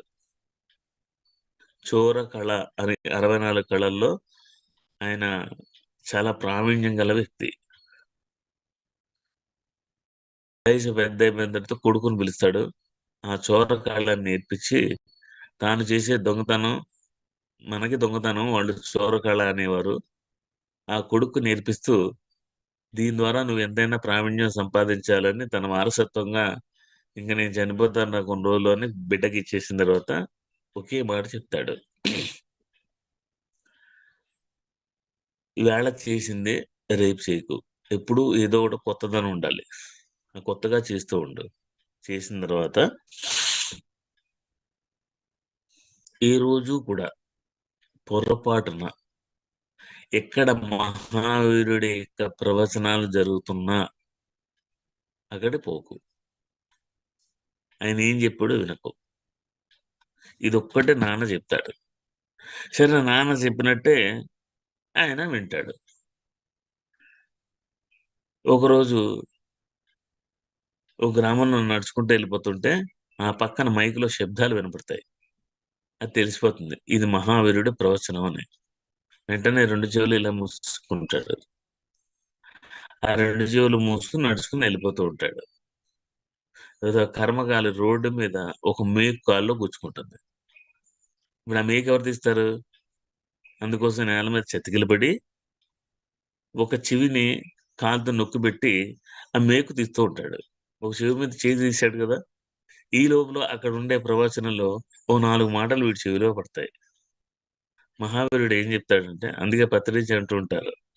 పాదాలైతే నేలను తాకవో, ఎవరికైతే కనురెప్పలు పదే పదే మూయరో, ఎవరికైతే ఎవరి మెడలో వేసినటువంటి పూలహారం వాడిపోదో, ఎవరి శరీరానికైతే స్వేద బిందువులు విడుదల కావో, అలాంటి వాళ్ళు దివ్యమైన దేవతలు అని ఎక్కడైనా దేవతలు కనబడితే గుర్తించడానికి ఇదే మార్క్ అని చెప్పి 4 అంశాలు చెప్తాడు. అది ఈ టైంలో వాడి చెవిలో పడతాయి. అంతే. దాన్ని ఇంక వదిలేసి చెవి మూసేసుకొని వెళ్ళిపోతాడు ముందుకి. కొన్ని రోజుల తర్వాత వీడు చేసే దొంగతనాల యొక్క పర్సెంటేజ్ పెరిగిపోతూ ఉంటుంది. అప్పుడు రాజుగారికెళ్ళి చెప్తారు. ఎలాగైనా సరే వీడి మీద అనుమానం ఉందని పిలుస్తారు. అనేక రకాలుగా అడుగుతారు. ఎలాగైనా సరే వీడి చేత నిజం ఒప్పించాలని ప్రయత్నం చేస్తారు. వాళ్ళ వల్ల కాదు. వీడు దొంగ కాదు అని చెప్పి తీర్మానం చేసి వదిలేస్తారు. కానీ మంత్రి గారికి మిగిలిన ముగ్గురికి వీడే దొంగ అనే విషయం తెలుసు. కానీ ఎలాంటి ఆధారాలు వాడు ఇవ్వలేదు. వీళ్ళు నిరూపించలేకపోయారు. ఎలాగైనా సరే వాడిని పట్టుకోవాలనుకుంటారు. అందుకు ఎంతో మాస్టర్ పన్నాగం వేసి కొన్ని నెలల తర్వాత వాడికి తినే ఆహారంలో ఏదో మత్తు పదార్థం కలిపి వాడు చచ్చిపోతున్న టైంగా వచ్చినట్టుగా తయారు చేసి, వీళ్ళు కూడా దేవలోకం నుంచి వచ్చిన దేవతలుగా అలంకారాలు చేసుకొని, వీడిని తీసుకొని ఎక్కడో పైకి అడవిలోకి తీసుకెళ్తారు. వాడు కళ్ళు తెరిచి చూస్తాడు. వీడు అద్దంలో వీడికి చూపిస్తే వీడు ముసలోడయిపోయి ఉంటాడు. ఇంక "నువ్వు చనిపోయిన నాయనా, చేసిన పాపం చెబితే పోతుందంటారు గదా! అలాగే చేసిన పుణ్యం గూడా చెబితే పోతుంది. కనుక పుణ్యాన్ని చెప్పొద్దు. నువ్వు చేసిన పాపాలు గనక చెప్పేస్తే, నీ పాపాలన్నీ పోయి స్వర్గానికి పోతుంది. అందుకే నేను స్వర్గంలోకి తీసుకెళ్ళడానికి మేమొచ్చాము. కనుక నువ్వేమేం పాపాలు చేసావో చెప్పేయి" అంటారు. అప్పుడు మహావీరుడు చెప్పిన 4 విషయాలు గుర్తొస్తాయి. వెంటనే ఈళ్ళ కాళ్ళకేసి చూస్తాడు. వీళ్ళ నేల మీద ఆనుంటాయి. వీళ్ళ ముఖం అంతా చెమట పట్టేసి ఉంటుంది. పదే పదే కనురెప్పలు మూసుంటాయి. వీళ్ళు మెడలో వేసుకున్నటువంటి పూలహారాలన్నీ కూడా వాడిపోయి ఉంటాయి. అప్పుడు వాడికి అర్థమైపోద్ది ఈళ్ళు దేవతలు కాదు అని. నన్నేదో ఇరికిచ్చడానికి వచ్చారని అర్థమయ్యి అప్పుడేం చెప్తాడంటే, నాకేం తెలీదు. నేనే పాపాలు చేయలేదు. నేనేం దోషాలు చేయలేదు అని తాను చేసినవి ఏవి కూడా అప్పుడు చెప్పడు. ఇంక వాడిని వదిలేస్తారు. వాళ్ళ నాన్న చెప్పిన మహావీరుడి మాటలు వినొద్దు అన్న విషయాన్ని ఆలకించి, ఏదో విపత్కర పరిస్థితుల్లో ఒక 4 అంశాలు ఎప్పుడో విన్న ఈవేళ వాడి జీవితాన్ని, వాడి లక్ష్యాన్ని కాపాడాయి. అది ఒక్కసారి బాగా ఆలోచించుకుని మరుసటి రోజు పొద్దున్నే ఆ మహావీరుడి దగ్గరికెళ్ళి కాళ్ళ మీద నొక్కి జరిగిన విషయం అంతా చెప్పి, నన్ను మీ శిష్యునిగా స్వీకరించండి అంటాడు. అప్పుడు మహావీరుడు శిష్యుడిగా స్వీకరిస్తాడు. సన్యాస దీక్షిస్తాడు. అక్కడ కూర్చొని తపస్సు చేసిన తర్వాత మహావీరుడి తర్వాత వచ్చినటువంటి తీర్థంకర జైనుల్లో ఈయన కూడా ఒకడుంటాడు. కనుక ఇక్కడ మనం తెలుసుకోవాల్సిన అంశం ఏంటంటే, ఏ గురువైనా సరే ఏదైనా ప్రవచనం చెప్పినప్పుడు, మనం విని మన మనసులోకి అది వెళ్ళినప్పుడు, దాని యొక్క ప్రజ్ఞానం, దాని యొక్క విజ్ఞానం ఏమిటి అనేది అప్పటికప్పుడు మనకి అర్థం కాకపోవచ్చు. ఆ జ్ఞానం మనకి అవసరమైన సమయంలో, మన ఆ సుప్త చైతన్యంలో భద్రపరుచుకున్నటువంటి ఆ గురు ప్రబోధాలు మన జీవితానికి ఎప్పుడు రావాలో, ఎక్కడ రావాలో అవలా వచ్చి, అవలా గుర్తొచ్చి వాటినలా ఆ స్ఫురణకి తెచ్చుకుంటాం. మనం మరోసారి వింటాం. మరోసారి మనం అందరికీ చెప్తాం. మరి ఇప్పుడు నేను మీ దగ్గర కూర్చొని నేను మాట్లాడిన ప్రతి మాట నా గురువు ద్వారా నేను నేర్చుకున్న అంశాలే. ఇప్పుడు ఇక్కడ కూర్చున్నప్పుడు మీకేం చెప్పాలి అన్నదానికి నా దగ్గర పేపర్, పెన్ను, పుస్తకాలు ఏముండవు. మీరు ఎదురుకుండా కూర్చుని చెప్పండి అన్నప్పుడు నోరు తెరుస్తానంతే. మీకు నా ద్వారా ఏం రావాలో, దేని ద్వారా మీరు ప్రభావితం చెందాలో ఎన్నో రకాల అంశాలున్న 30 సంవత్సరాల ఈ ప్రయాణంలో 3,00,00,000 ఫైళ్ళు పైనుంటాయి. అన్ని ఫైళ్ళలో ఇప్పుడు, ఇక్కడ, ఈ సందర్భంలో మీకేమేమి కావాలో అవే అక్కడి నుంచి ఆ స్ఫురణ తట్టి మనకివ్వబడతాయి. ఇదంతా ఆ సరస్వతి కటాక్షం. అంటే మనకి జ్ఞానం. మనం సొంతంగా ధ్యానం చేసినప్పుడు మనకి జ్ఞానం అనేది ప్రతి ఒక్కళ్ళలో ఉంటుంది. పెద్దలు తిడుతూ ఉండడం మనం చూస్తూ ఉంటాం. మన పత్రిజీ కూడా మన బుద్ధి లేదురా నీకు అనేవారు. అంటే ఏమిటి దాని అర్థం? మన దగ్గర జ్ఞానం ఉంది. మనం ధ్యానం చేసాం, మనలో పుట్టేది జ్ఞానం. మనకి బుద్ధి రావాలి అంటే విజ్ఞానం కావాలి. ఈ విజ్ఞానం ఎక్కడి నుంచి వస్తుంది? ఇతరుల నుంచి మనకొచ్చేది విజ్ఞానం. ఇతరుల నుంచి అంటే మన గురువుల నుంచి కానీ, ధ్యాన సాధకుల నుంచి కానీ, మనం చదివే గ్రంథాల నుంచి కానీ మనకు లభించేటువంటి దాన్ని విజ్ఞానం అంటారు. ఇది అవుట్ సోర్స్. మన సోర్స్ కేవలం జ్ఞానం. మన జ్ఞానానికి బయట నుంచి వచ్చిన విజ్ఞానం కలిసినప్పుడు మన బుద్ధి వికసిస్తుంది. అంటే ఏమిటి? ఆ రెండు కలిసిన తర్వాత ధర్మాధర్మాలు, విచక్షణ జ్ఞానం, ఏది చేయొచ్చు, ఏది చేయకూడదు, తన తాహతు, తన అర్హతను బట్టి కూడనివన్నీ పైకెళ్ళిపోతాయి, బయటికెళ్ళిపోతాయి, ఉండవలసినవేవో ఉంటాయి. అలా బయట నుంచి వచ్చే అందుకే స్వాధ్యాయానికి పెద్ద పెట్టేశారు Patriji. Read the books, read the books, read the books అని ఎందుకు చెప్పుకుంటూ వచ్చారు? నేను 1,00,000 పుస్తకాలు చదివాను అన్నారు. ఒక 1,00,000 పుస్తకాలు చదివాను అంటే కనీసం మనం పౌరుషం తెచ్చుకొని ఓ 1000 పుస్తకాలైనా మనం చదువుతామేమోనని ఆయన ఆశ. ఆ 1000 పుస్తకాలు చదివితే అందులో ఉండేటువంటి విజ్ఞానం మనకొచ్చిందనుకోండి. మనలో ఉండేటువంటి జ్ఞానం, ఆ విజ్ఞానం 2 రంగరించి కలిసిన తర్వాత మనలోంచి వ్యక్తమయ్యేది ప్రజ్ఞానం. మనలోంచి బయటకొచ్చినటువంటి ఈ ప్రజ్ఞానం అజ్ఞానంతో, అంధకారంలో, మాయామోహాలతో కొట్టుకుపోతున్న మనుషులకి ఎప్పుడైతే ఈ ప్రజ్ఞానం అనేటువంటిది ఇచ్చామో, వాళ్ళలో ఉండేటువంటి మాయ, అజ్ఞానం, అంధకారం అనేది ఎప్పుడైతే పోతాయో, అప్పుడు వాళ్ళలో ఒకానొక జ్యోతి వెలుగుతుంది. ఒకానొక కాంతి ప్రకాశిస్తుంది. జ్యోతి అని అనుకుంటే అర్థం కాదు గానీ, వాళ్ళలో అంధకారం పోయిన తర్వాత రూమ్‌లో చీకటి పోవాలంటే లైటెయ్యాలి. లైటేస్తే చీకటి పోతుంది. అంతేగాని నేను ఇందాక నుంచి ఉన్నాను గదా! నేను పోనని చీకటి అనదు. ఎప్పుడు లైటొస్తే ఆ చీకటి పక్కకి జరుగుతుంది. ఆ చీకటి పక్కకి జరిగిందనుకోండి, మనలో ఉండేటువంటి ఆ జ్ఞానానికి బయట నుంచి వచ్చిన విజ్ఞానాన్ని కలగలిపిన తర్వాత వచ్చేటువంటి ఈ ప్రజ్ఞానంతో అవతల వాళ్ళలో అంధకారాన్ని పోగొట్టి ఎప్పుడైతే ఆహ్, కాంతిని ప్రసాదిస్తామో, జ్యోతిని ప్రసాదిస్తామో, ఆ జ్యోతిలో మన కర్మలు కాలి బూడిదైపోతాయి. అది జ్ఞానాగ్ని దగ్ధ కర్మాణం అంటే. అంతేనే గాని, నాకు జ్ఞానం వచ్చింది. నేను వేదాలు చదివాను. నేను ఉపనిషత్తులు చదివాను. భగవద్గీత చదివాను. కనుక నా కర్మలన్నీ కాలిపోయి, నా కర్మలేం లేవు అనేటువంటి భ్రమంలో పడొద్దు.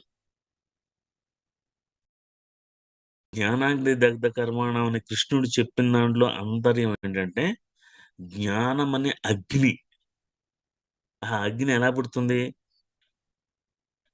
ఆ జ్ఞానం అనే అగ్ని పుట్టాలంటే మనలో జ్ఞానానికి బయట నుంచి వచ్చే విజ్ఞానం తోడవ్వాలి. ఆ తోడయిన తర్వాత అది ప్రజ్ఞానం అనేటువంటి అగ్నిగా వెలుగుతూ ఉంటుంది.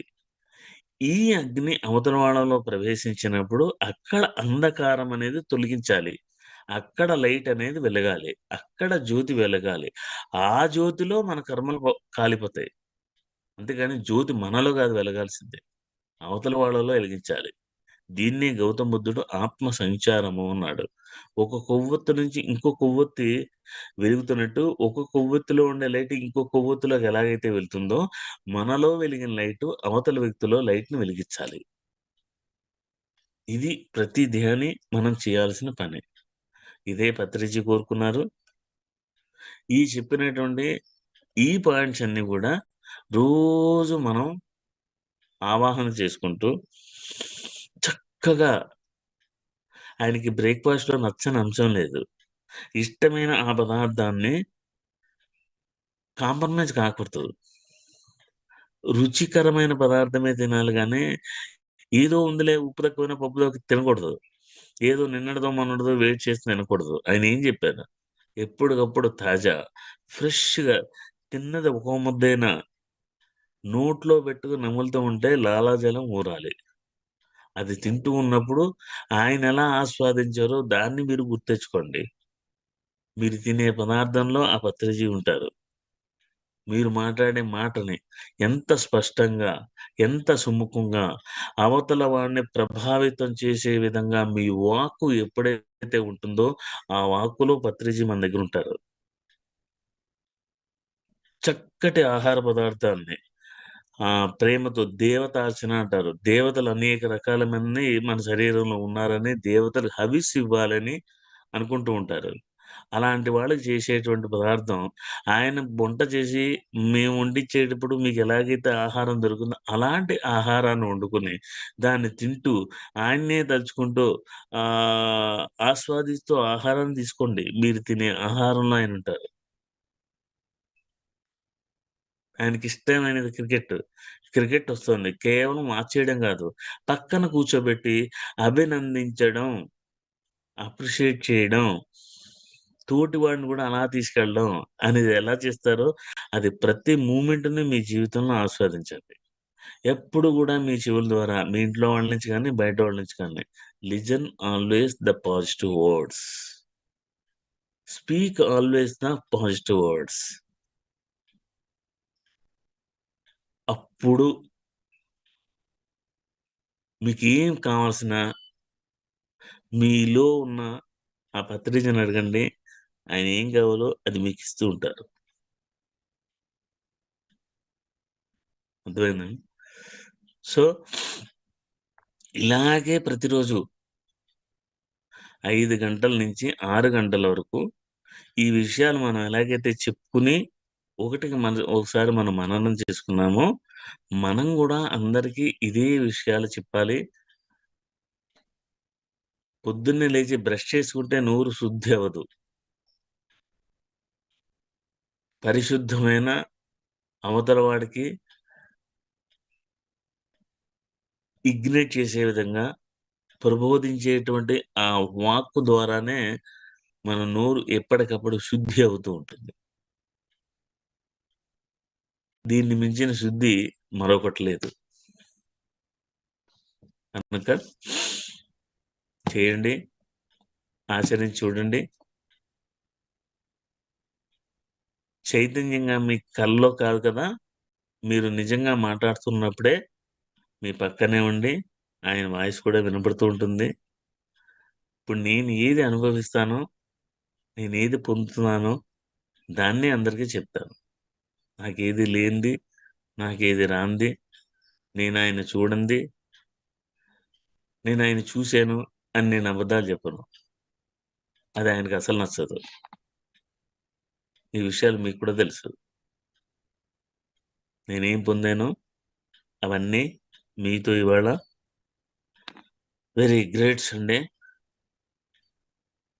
ఈ ఆదివారం ప్రాతకాలంలో ఈ విషయాలన్నీ మీతో పంచుకున్నందుకు, మీ అందరూ ఈ విషయాలు వింటూ ఇంతమంది మాస్టర్లతో ఈ ప్రాతకాలం ఈ సజ్జన సాంగత్యం జరిగినందుకు మనసా వాచా కర్మణ కృతజ్ఞతలు తెలియజేస్తున్నాను.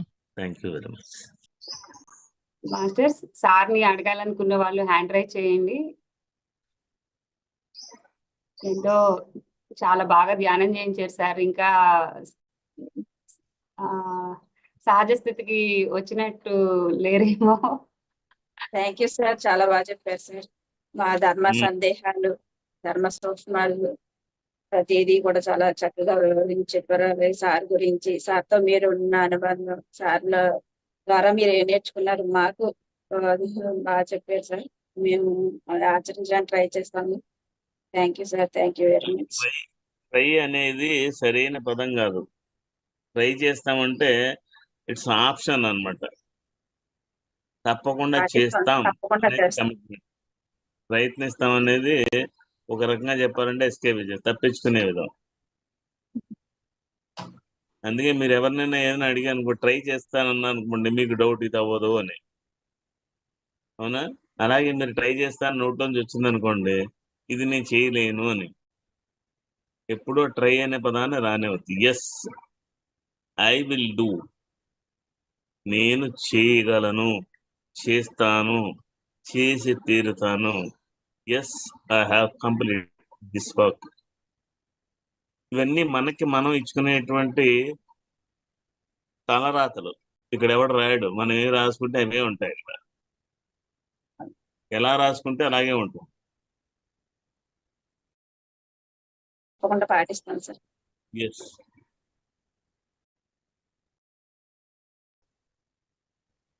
Masters, any questions?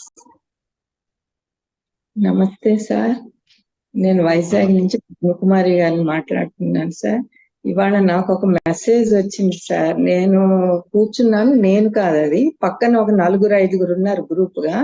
వాళ్ళతో చెప్తున్నాను, మేము ఒక రామాలయం కట్టాము, వాళ్ళతో చెప్తున్నాను మీరందరూ గ్రూప్ గా ఉండి పని చేపట్టి ఇది సక్సెస్ అయింది, కానీ నా ఒక్కరి వలన అవ్వదు అని మళ్ళీ నా ఒక్కరి వలన అవ్వదు అని అనుకోవటం లేదు, కానీ మీ అందరూ కలిసి సామూహికంగా మనం ఏ పని చేసినా అది చాలా సక్సెస్ అవుతుంది అని వచ్చింది సార్.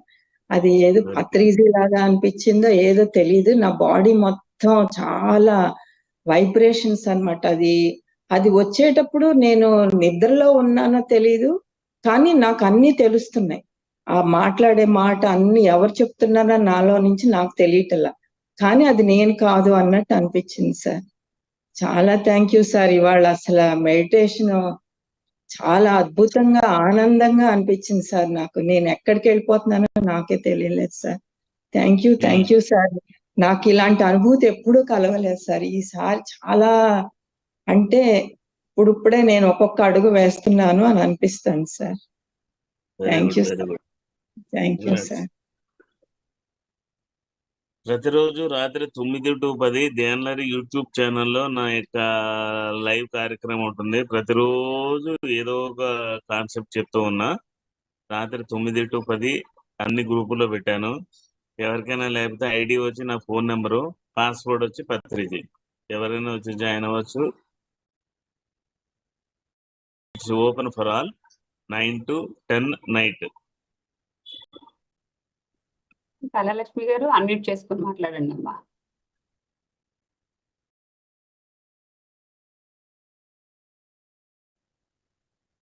నమస్తే సార్. వీడియో పెట్టే దర్శనం ఇవ్వచ్చు కదా.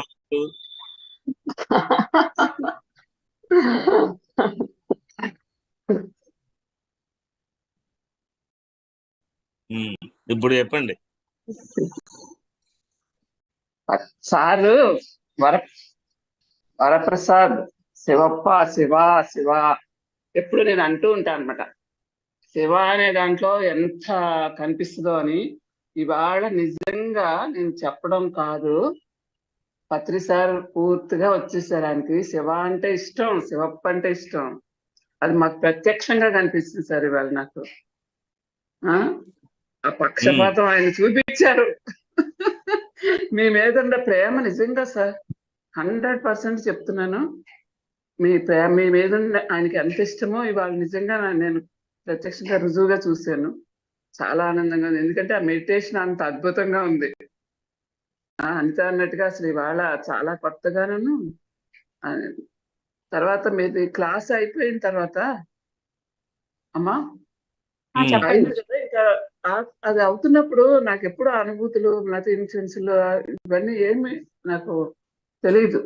కానీ ఏంటో ఒకసారి మీకు ఆ షేక్ హ్యాండ్ ఇచ్చినట్టు అనిపించేస్తుంది నాకు. Very good, very good. మీకు అది మరి ఎందుకు అలా, ఎందుకు అసలు నేను ఊహించుకోవాలా. లోపల కూడా ఆ క్లాస్ పూర్తయిన తర్వాత నిజంగానే మీరు నాకు ఎదురుగుండా అట్లా నేను షేక్ హ్యాండ్ ఇచ్చేసాను మీకు. అలా షేక్ హ్యాండ్ నేను ఇంతవరకు ఎవరికి క్లాస్ అయిన తర్వాత ఇన్ని రోజులు చేస్తూనే ఉన్నాను, మరి ఎప్పుడు ఎవరికి ఇవ్వలేదు నేను.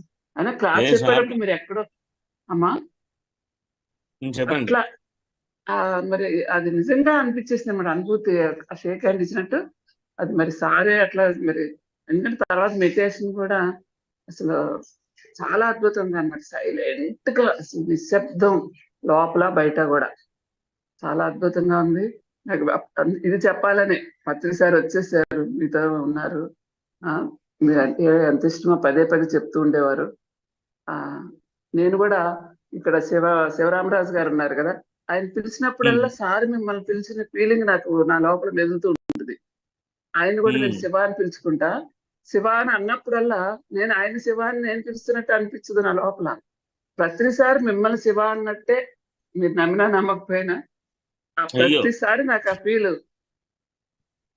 ఆ నమ్మకపోయినా అనే పదం ఆడకూడదు నోట్లో. ఇందాకనే చెప్పాను, అన్ని పాజిటివ్ మాటలే ఉండాలి, పాజిటివ్ మాటలే వినాలి. అవును అవును.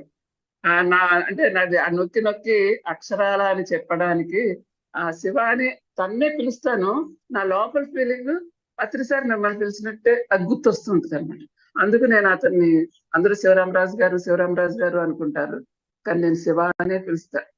ఏది ఎందుకు అంటే పత్రిసారి మిమ్మల్ని పిలిచేదాన్ని ఊహించుకుంటా. థ్యాంక్ యూ సార్, చాలా బాగుంది. తాపేశ్వరంలో 22, 23 2 days వర్క్ షాప్ ఉంది మేడం, మండపేట దగ్గర.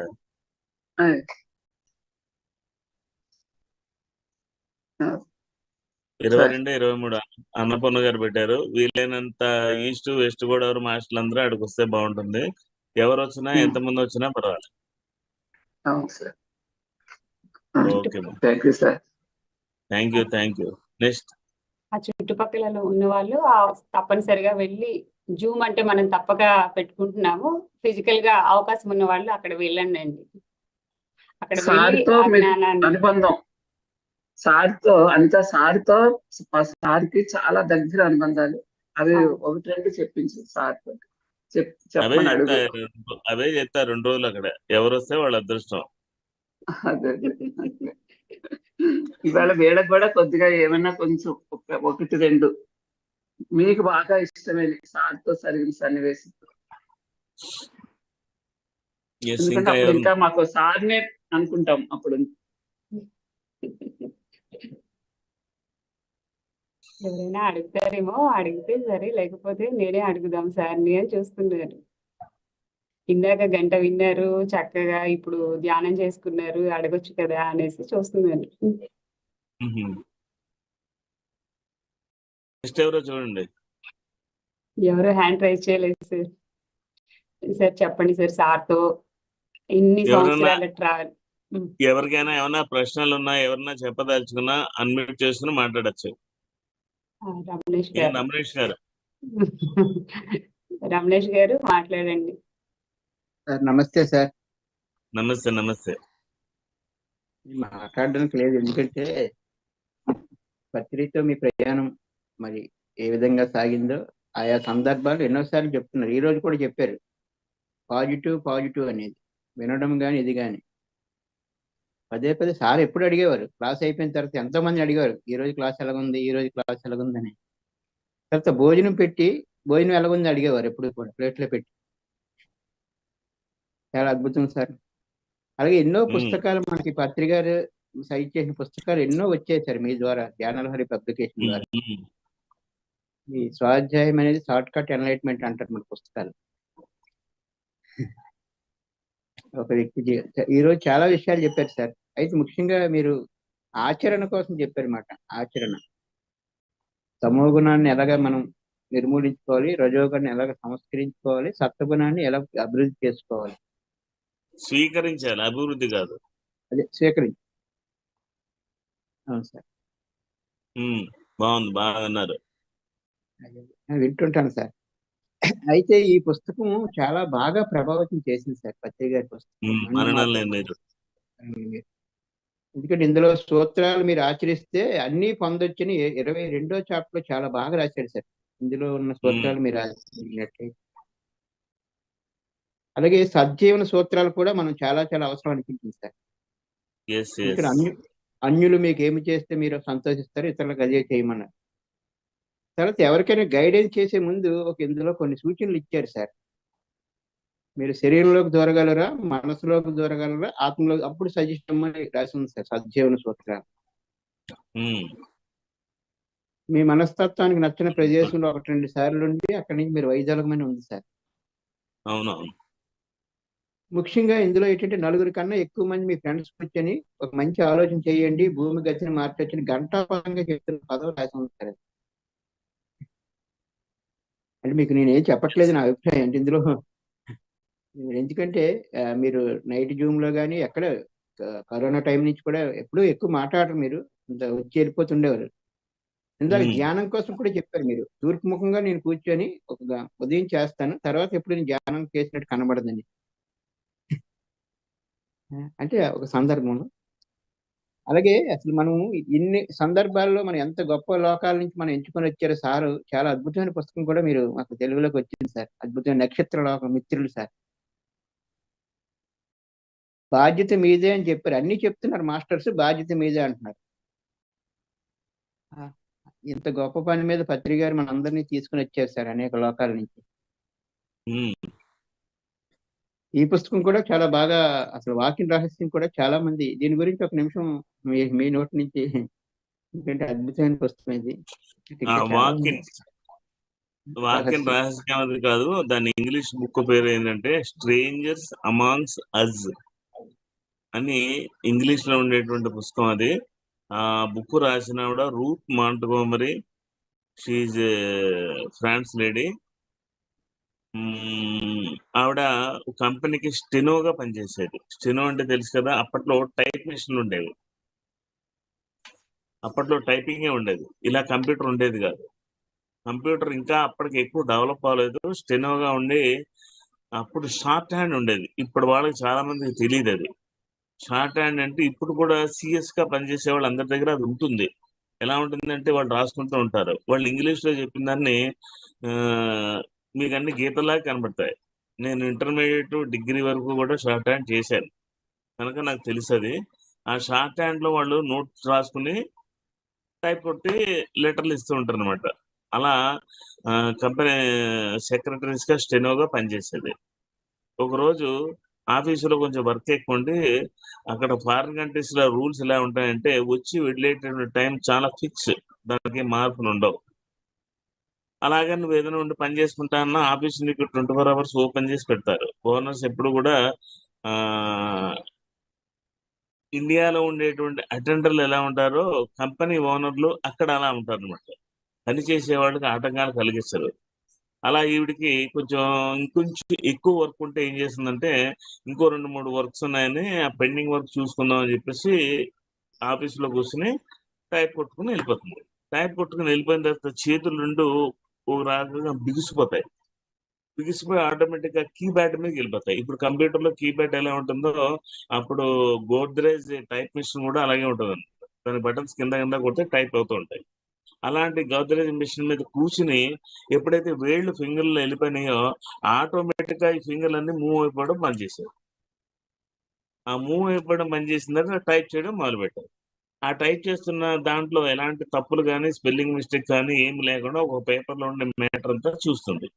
ఇదేదో అవుట్ ఆఫ్ ది లైఫ్ గురించి ఫిజికల్ వరల్డ్ గురించి కాదు, వేరే ఇన్ఫర్మేషన్ ఏదో ఉందని అలాగే కూర్చుండిపోయేసరికి ఆ రోజు రాత్రి అంతా ఈ టైప్ మిషన్ మీద చేతులు ఫ్రీ అయిపోవడం, ఒక ఫోర్స్ వచ్చి చేతుల మీద పడడం, అవి ఆటోమేటిక్గా టైప్ చేయడం, అలా 100-130 పేజీల వరకు టైపింగ్ అయిపోతాయి. ఏంటా టైపింగ్ అయిపోయినా అర్థం కాదు, తీసి రాత్రంతా అది అవుతుంది. అలా ఆమెకి మాస్టర్స్ అందరూ ఏం చేశారంటే వచ్చి మనతో పాటు స్ట్రేంజర్స్ ఉన్నారు అని చెప్తూ వాకిన్ అనేటువంటి విషయాన్ని ఈ విశ్వానికి మొట్టమొదట అందించినటువంటి మాస్టర్ రూత్ మాంట్గోమరీ. ఆవిడ ఏం చేసిందంటే ఇంగ్లీష్ బాగా తెలిసినటువంటి university head of the department తీసుకెళ్లి ఆవిడ టైప్ చేసి వచ్చిన మెసేజ్లన్నీ తీసుకెళ్లి డీకోడ్ చేసి దానికి హెడ్డింగ్లు పారాగ్రాఫ్లు అన్ని ఆ ఇంగ్లీష్ భాష తెలిసిన వాళ్ళు కూర్పిస్తారు కదా, ఆ కూర్పులో పెట్టించిందని చెప్పారు. ఇది భౌతిక శరీరాల్లో పారభౌతిక శరీరాలు ప్రవేశించడం అంటే వాళ్ళకి అప్పుడుండే నాలెడ్జ్ అంతే కదా. అంటే ఈ భౌతిక శరీరాల్లో వేరే లోకాల్లో ఉండేటువంటి సోల్స్ ఈ బాడీలో ప్రవేశించి వాటికి అనుగుణంగా ఈ సోల్తో ఒప్పందం కుదుర్చుకుని భూమి మీద తదితర వర్కులు చేయడం అనేటువంటి కాన్సెప్ట్ ని వాకిన్స్ గా తీసుకొచ్చారు. అలాగే ఈ విషయాన్ని చదివినటువంటి రూప్సాంగ్ రాంపాక్ కూడా వాకిన్ అయింది. ఆయన చనిపోతాడు, చైనా యుద్ధ ఖైదీగా దొరికిన తర్వాత ఆయన బాగా కొట్టి నిజాలు రాబట్టాలని చూస్తారు. ఒళ్ళు హోనం అయిపోతుంది, పేగులు ఎముకలు అన్ని పగిలిపోతాయి, చావడానికి సిద్ధంగా ఉంటాడు. వెళ్ళి ఒక నదిలో పడిపోతుంటే అక్కడ చిన్న పడవ ఉంటుంది, ఆ పడవలో పడిపోతాడు. ఆ సముద్రంలో అది ఎట్టుపోతుందో దానికే తెలీదు. అలా వెళ్ళి మొత్తానికి టిబెట్ చేరుకునేసరికి ఆయన గురువు చనిపోతాడు. ఆపటికి ఆ గురువు చనిపోయిన తర్వాత అయ్యో గురువు లేడే, ఇప్పుడు నేనేం చేయాలని చెప్పేసి ఇంకా నేను కూడా శరీరం విడిచిపెట్టేద్దాం అనేసరికి పైనుంచి లామా మింగ్యార్ డొండప్ ఆయన గురువు పేరు.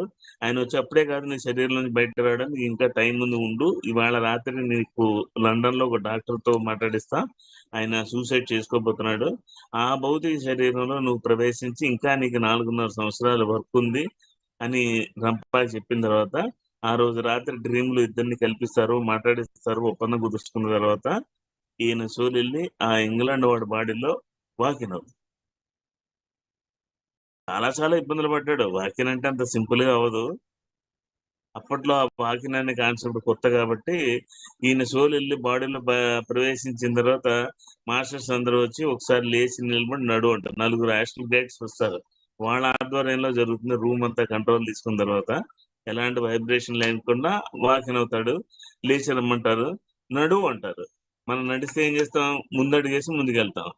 కానీ ఆయన అడుగు ముందుకు పడుతుంది, వెనక్కి పడుతూ ఉంటాడు. అప్పుడు మళ్ళీ పడుకోబెట్టి సోల్ని బయటికి తీసి మళ్ళీ దాంట్లో ఏమైనా సర్జరీ అన్ని చేసి, అంటే ఏంటంటే ప్రతి చిన్న విషయంలోనూ ఆయన పడే కష్టం ఎంత ఉంది అని తెలుసుకుంటే, నేను ఇంత ఆధ్యాత్మికవేత్తను కదా, నాకేంటి ఈ కష్టాలు అని ఆలోచించే ప్రతి వాళ్ళకి రంప ఒక హెచ్చరిక.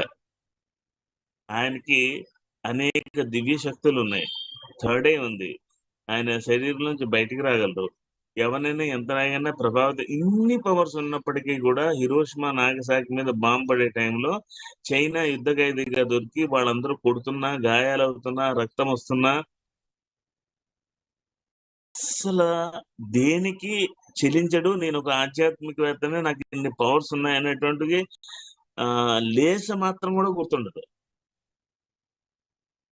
ఏదో ఒకడు తిరుమల ఎక్స్ప్రెస్ ఎక్కి మన ఏదో విజయవాడ రావడానికి బెర్త్ దొరకలేదు వచ్చి ఇంత మెడిటేషన్ చేస్తాను, ఇంత డిజిటల్ టీవీలో పనిచేస్తాను, నేను ఎక్కితే నాకు ట్రైన్ దొరకలేదు, నాకు బెర్త్ దొరకలేదు అని తిట్టుకుంటాం మనం. దీనికే ఇదేమో కాలు చేయి ఇరిచేస్తున్నా కూడా ఆయన దగ్గర ఉంటే పవర్ వాడుకోలేదు. ఆయన ఒక యోగినన్న విషయమే ఆయన మర్చిపోయాడు.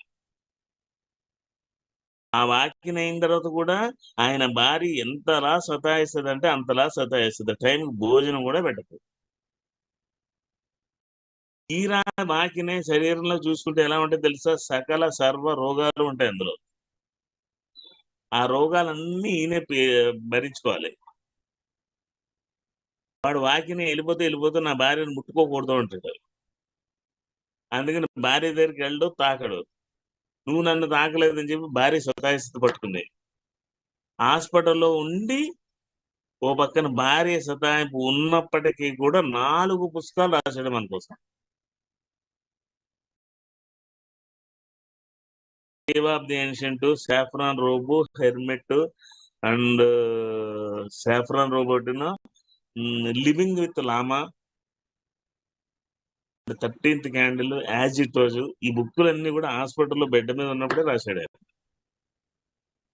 తెలుగులో ఉన్నాయా సార్ అవి? ఇంగ్లీష్ లో ఉన్నాయి.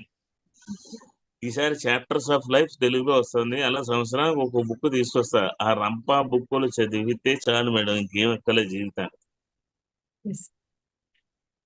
ఆ కేవ్ ఆఫ్ ది ఏన్షియంట్, అదే గుప్త జ్ఞానం, ఎంత హల్చల్. ఒక్కసారి ఆ బుక్ తిరిగే చదవండి ఎలా ఉంటుందో. అసలు కళ్ళు బుక్ ఆపాలని అనిపించదు ఎప్పటికీ కూడా. అంత అద్భుతమైన బుక్లు అవన్నీ. సో అలా 19 పుస్తకాలు రాశాడు ఆయన. ఆ 19 పుస్తకాలు లాస్ట్ బుక్ ఒకటి మై వీనస్ విజిట్.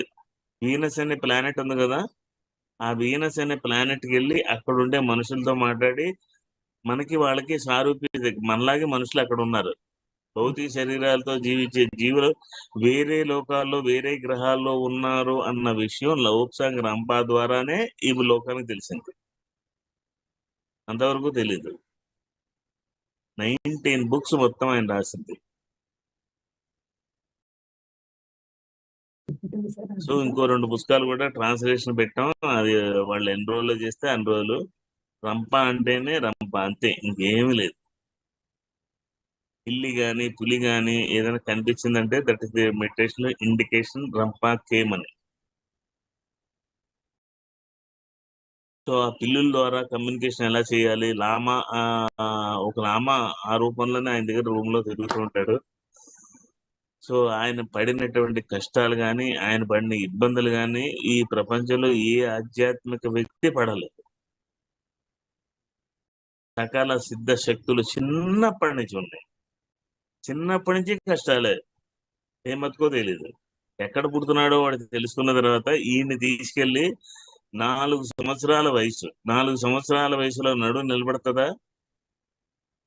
మొనాస్ట్రీకి తీసుకెళ్తే, మొనాస్ట్రీ అంటే దాన్ని ఏమంటారంటే మన పీఠాలు అనుకోండి, వాళ్ళు మొనాస్ట్రీ అంటారు దాన్ని. ఆ మొనాస్ట్రీ తీసుకెళ్లి ఆయనకి టీచింగ్ ఇవ్వాలని ముందు తీసుకెళ్లి రాత్రి వీడిని ఆ మంచు కొండల్లో పీకలోత వరకు కప్పెట్టేయండి అంటారు.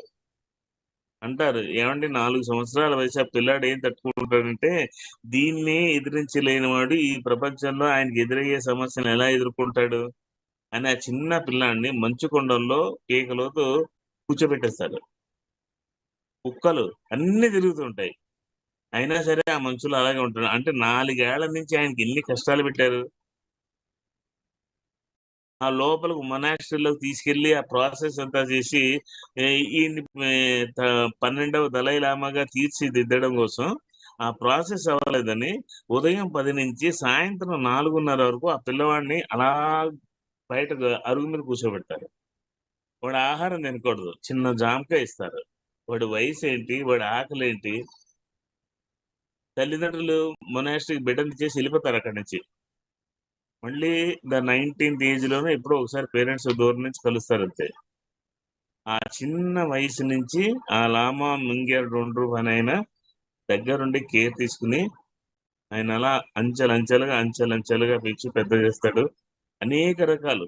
ఆయనకి థర్డ్ ఐ అనేది చాలా చాలా అవసరం అని చెప్పేసి 6 లామాలు, అందులో 2 పైనుంచి వచ్చి ఆయనకి ఇక్కడ సర్జరీ చేసి థర్డ్ ఐ ఓపెన్ చేస్తారు. ఇవన్నీ ఆ త్రినేత్రం బుక్ చదివితే తెలుస్తుంది ఆయన లైఫ్ స్టోరీ అంతా కూడా. అలా అందుకే అనేవాడు సారు, ఎవరైనా ధ్యానంలోకి వచ్చి మొట్టమొదట మెడిటేషన్ చేసిన తర్వాత RRR ఫస్ట్ స్పిరిచువాలిటీ యోగం అర్థం కావాలంటే రంప, దాని తర్వాత ఎలా జీవించాలో తెలుసుకోవాలి అంటే రజనీష్, ఎన్లైటన్మెంట్ అంటే ఏంటంటే రిచర్డ్ బాగ్. ఈ మూడింటిని RRR గా పెట్టి ఫస్ట్ ఈ బుక్ చదివిన తర్వాత మిగతా వాటికి రానిచ్చేవారు సార్. దివ్యనేత్రం త్రినేత్రం రెండు ఒకటేనా సార్? రెండు వేరు వేరు ఉన్నాయా? దివ్యనేత్రం బుక్, దివ్యనేత్రము త్రినేత్రము రెండు ఒకటే ఉందా సార్, వేరుగా ఉన్నాయా సబ్జెక్ట్? ఒకటే, కానీ ట్రాన్స్లేషన్ లో కొంచెం మెళకువలు ఉంటాయి అంతే. దానికోసం ట్రై చేస్తే దొరకలేదు. ఇంకా దివ్యనేత్రం భాష అన్నిటిలోకెల్లా భాష ఒకటి, దాని తర్వాత అక్కడక్కడ మిస్ అయిపోయిన ట్రాన్స్లేషన్ మెళకువలు కానీ ఉంటాయి. నాకు దాదాపు 3.5 సంవత్సరాలు పట్టింది ఆ బుక్ తగ్గడం.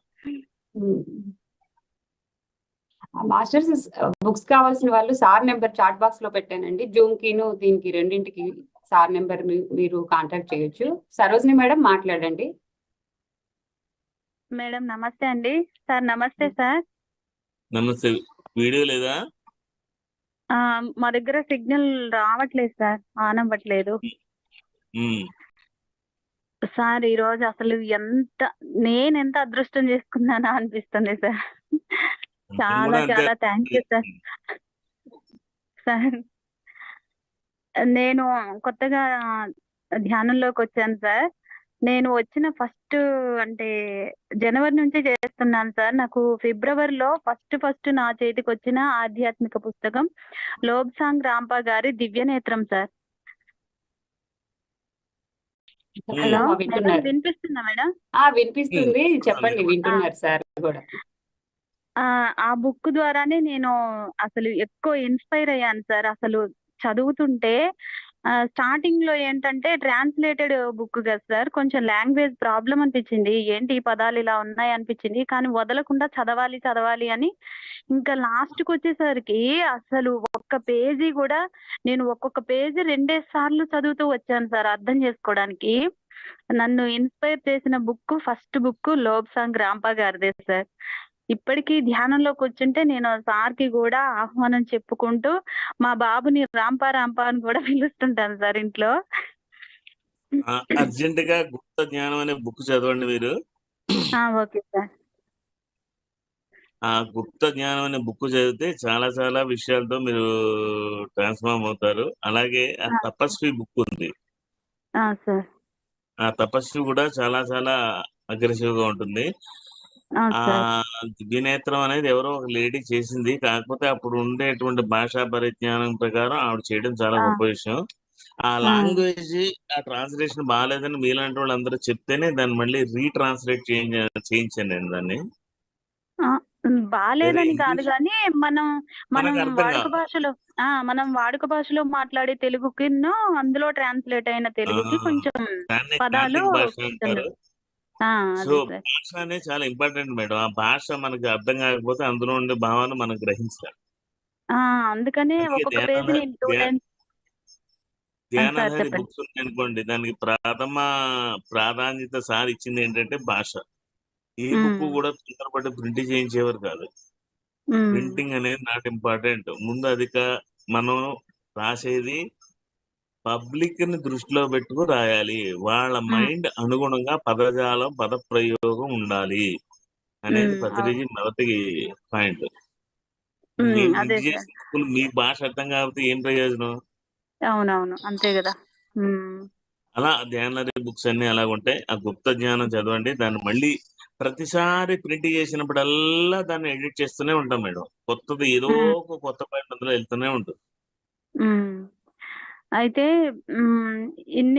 అంటే వీడియోస్ విన్నప్పుడు కానీ ఇట్లా క్లాసెస్ విన్నప్పుడు కానీ అందరూ ఏమని చెప్తుంటారంటే, పత్రి సార్ ముందు ఏదైనా కొంచెం ఒక్క వర్డ్ తప్పుగా మాట్లాడినా సార్ వెంటనే కరెక్షన్ చేస్తారు అని చెప్పారు. ఇవాళ మిమ్మల్ని చూస్తుంటే కూడా మాకు అలాగే అనిపించింది సార్. ఇందాక మేడం ట్రై చేస్తామన్నప్పుడు వెంటనే సార్ చేశారు. ట్రై చేయడం కాదమ్మా, కంపల్సరిగా మేము చేస్తాము అనాలి అనేసి చెప్పారు. బాగుంది సార్. ఇట్లా మాకు చెప్పే గురువులు మీరందరూ దొరకడం కూడా మా అదృష్టంగా భావిస్తున్నాం సార్.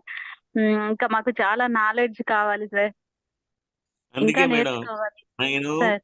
అందరికి అందుబాటులో ఉంటానో లేదో తెలీదు. అందరినీ నేను అందుబాటులో ఉంచుకోవడం కోసమే రాత్రి 9 to 10 సమయం పబ్లిక్ కోసం కేటాయించాను.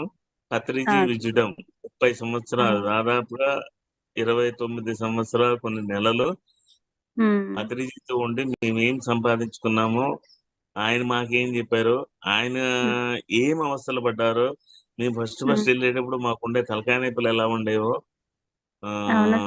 ఏ ఊరికైనా వెళ్ళి ధ్యానం గురించి రమ్మనమంటే ఎలా మాట్లాడేవారో, ఇలాంటి అనేక రకాల అంశాలన్నీ కూడా ఆయన అన్న పదాలు అర్థం కావు. నో కంప్లైంట్స్, నో జడ్జిమెంట్ అన్నారు. అంటే ఏంటి అసలు? నాన్ ఇంటర్ఫిరెన్స్ అన్నారు. అంటే ఏంటి? అంటే ఇతరుల విషయాల్లో మనం తలదూర్చకూడదు. ఎవరు ఇతరులు అంటే, ఇప్పుడు మీ అమ్మాయి ఉంది, మీ అమ్మాయి రాత్రి మీరు ఏ ఊర్లో ఉంటారు? చెర్ల సార్, భద్రాచలం దగ్గర. భద్రాచలం దగ్గర ఉంటారు. మీరు ఇప్పుడు హైదరాబాద్కి వెళ్ళిపోయారు అనుకోండి, మీ అమ్మాయి వాళ్ళ ఫ్రెండ్స్ తో కలిపి రాత్రి 9ంటికి బయలుదేరి పబ్కి వెళ్ళి శుభ్రంగా తాగేసి ఇంటికి వచ్చింది అనుకోండి, అది ఆమె వ్యక్తిగత విషయమా కాదా?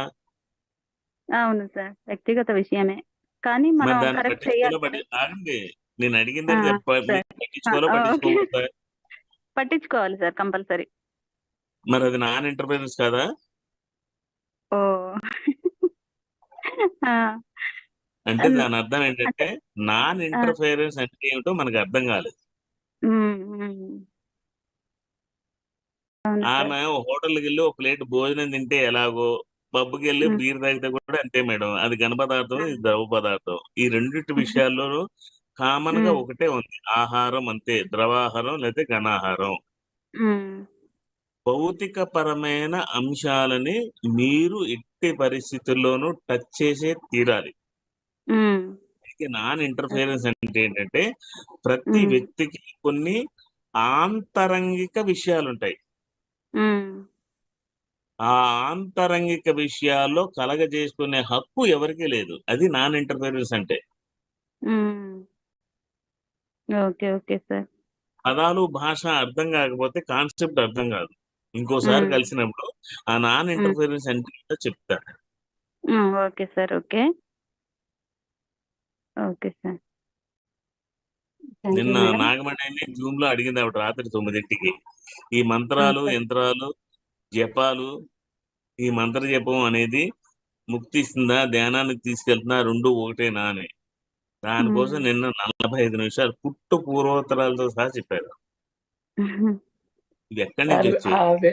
దూరకూడదు అనే దాని విషయంలో చాలా అద్భుతంగా, అది చాలా మందికి డౌట్ సార్. దాన్ని బిడ్డల విషయంలో అంటే మనం పట్టించుకోకూడదు నాన్ ఇంటర్ఫిరెన్స్ అంటే, కన్న బిడ్డలు ఒక వయసు వచ్చే వరకు కూడా మన బాధ్యత ఉంటుంది అనేది, అది చాలా అత్యవసరం సార్. మీరు దాన్ని నొక్కి నొక్కి ఒక్కడి నుంచి చెప్పాల్సింది సార్. అవును, అందరికీ ప్రతి ఒక్క విషయంలోనూ తల్లిదండ్రులు బిడ్డలకి స్నేహితులుగా ఉండి వాళ్ళు చేసేటువంటి విచక్షణారహితమైనటువంటి పనుల్లో తల్లిదండ్రుల బాధ్యత ఇది అవును, ఇది కాదు అని, ఇది ధర్మం, ఇది అధర్మం, ఇది న్యాయం, ఇది అన్యాయం, ఇలా వ్యవహరించకూడదని తల్లిదండ్రులు గట్టిగా నొక్కి ఒక్కడి నుంచి చెప్పాలి. అది చెప్పకపోతే వాళ్ళకి తెలియదు. అది నాన్ ఇంటర్ఫిరెన్స్ కాదు. అదే సార్ నాన్ ఇంటర్ఫిరెన్స్ అంటే మీకు ఒక కథ చెప్తా వినండి. ద్రౌపది స్వయంవరానికి కృష్ణుడు అర్జునుని తీసుకుని వెళ్తాడు. అలాగే 5 అన్నదమ్ములు కూడా బ్రాహ్మణ వేషాల్లో వెళ్తారు. ద్రౌపది స్వయంవరానికి అందరూ రకరకాల రాజులు వచ్చి ఆ మత్స్యయంత్రం కొట్టడానికి విఫల ప్రయత్నం చేస్తారు. అర్జునుడి దగ్గర నుంచి, కర్ణుడి దగ్గర నుంచి అందరూ ట్రై చేస్తారు, అవ్వదు. అర్జునుడు వెళ్తాడు. అర్జునుడు వెళ్ళిన తర్వాత ఎప్పుడైతే మత్స్యయంత్రాన్ని కొట్టి నిలబడతాడో అప్పుడు ద్రౌపది తన చేతిలో ఉండే పూలహారాన్ని తెచ్చి అర్జునుడిని వరిస్తుంది. ఒక అబ్బాయికి మెళ్ళో పూలహారం వేసి వరించింది అంటే ఆ అబ్బాయిలో కలిగే ఫీలింగ్ ఎలా ఉంటుంది? అలాగే ద్రౌపది ఎప్పుడైతే మెళ్ళో హారం వేసి ఆయన్ని వరించిందో అప్పుడు అర్జునుల్లో కలిగినటువంటి ఫీలింగ్ ఏదైతే ఉందో, భావన ఏదైతే ఉందో, కింద కూర్చున్న 4 అన్నదమ్ముల్లోనూ అదే భావన కలిగింది. అర్జునుడు వచ్చి నన్ను వరించింది కాబట్టి నాలో ఆ భావన కలిగింది, మీలో ఎందుకు కలిగింది అన్న విషయాన్ని అర్జునుడికి అడిగే హక్కు లేదు. అది నాన్ ఇంటర్ఫిరెన్స్. అది వాళ్ళ వ్యక్తిగత ఆత్మపరమైనటువంటి భావనలు, ఫీలింగ్లు ఉంటాయి. వాటి విషయంలో మనం తలదోర్చకూడదు. Not physical matters.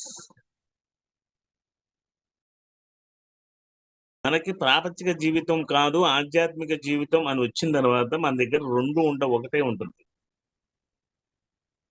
ఆధ్యాత్మిక జీవితంలో ప్రతి వ్యక్తికి వ్యక్తిగత అంటే పర్సనాలిటీ, ఫిజికల్ బాడీని చూడకూడదు.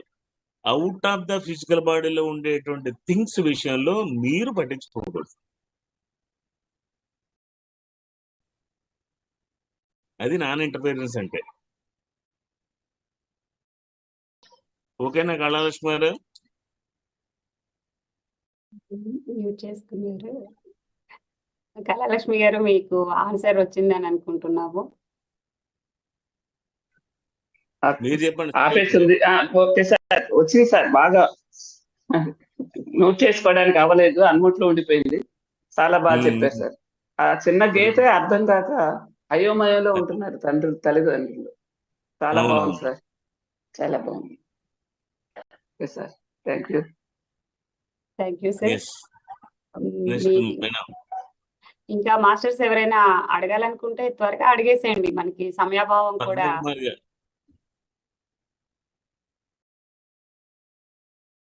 పద్మకుమారి గారు హ్యాండ్ రైజ్ చేశారు చూడండి. లేదు సార్. పద్మకుమారి గారు మాట్లాడతారండి? చేయలేదు సార్, నేను మాట్లాడాను కదా సార్ మీతోటి. ఇందాక అనుభవం చెప్పారు మేడం. చెప్పాను కదా సార్.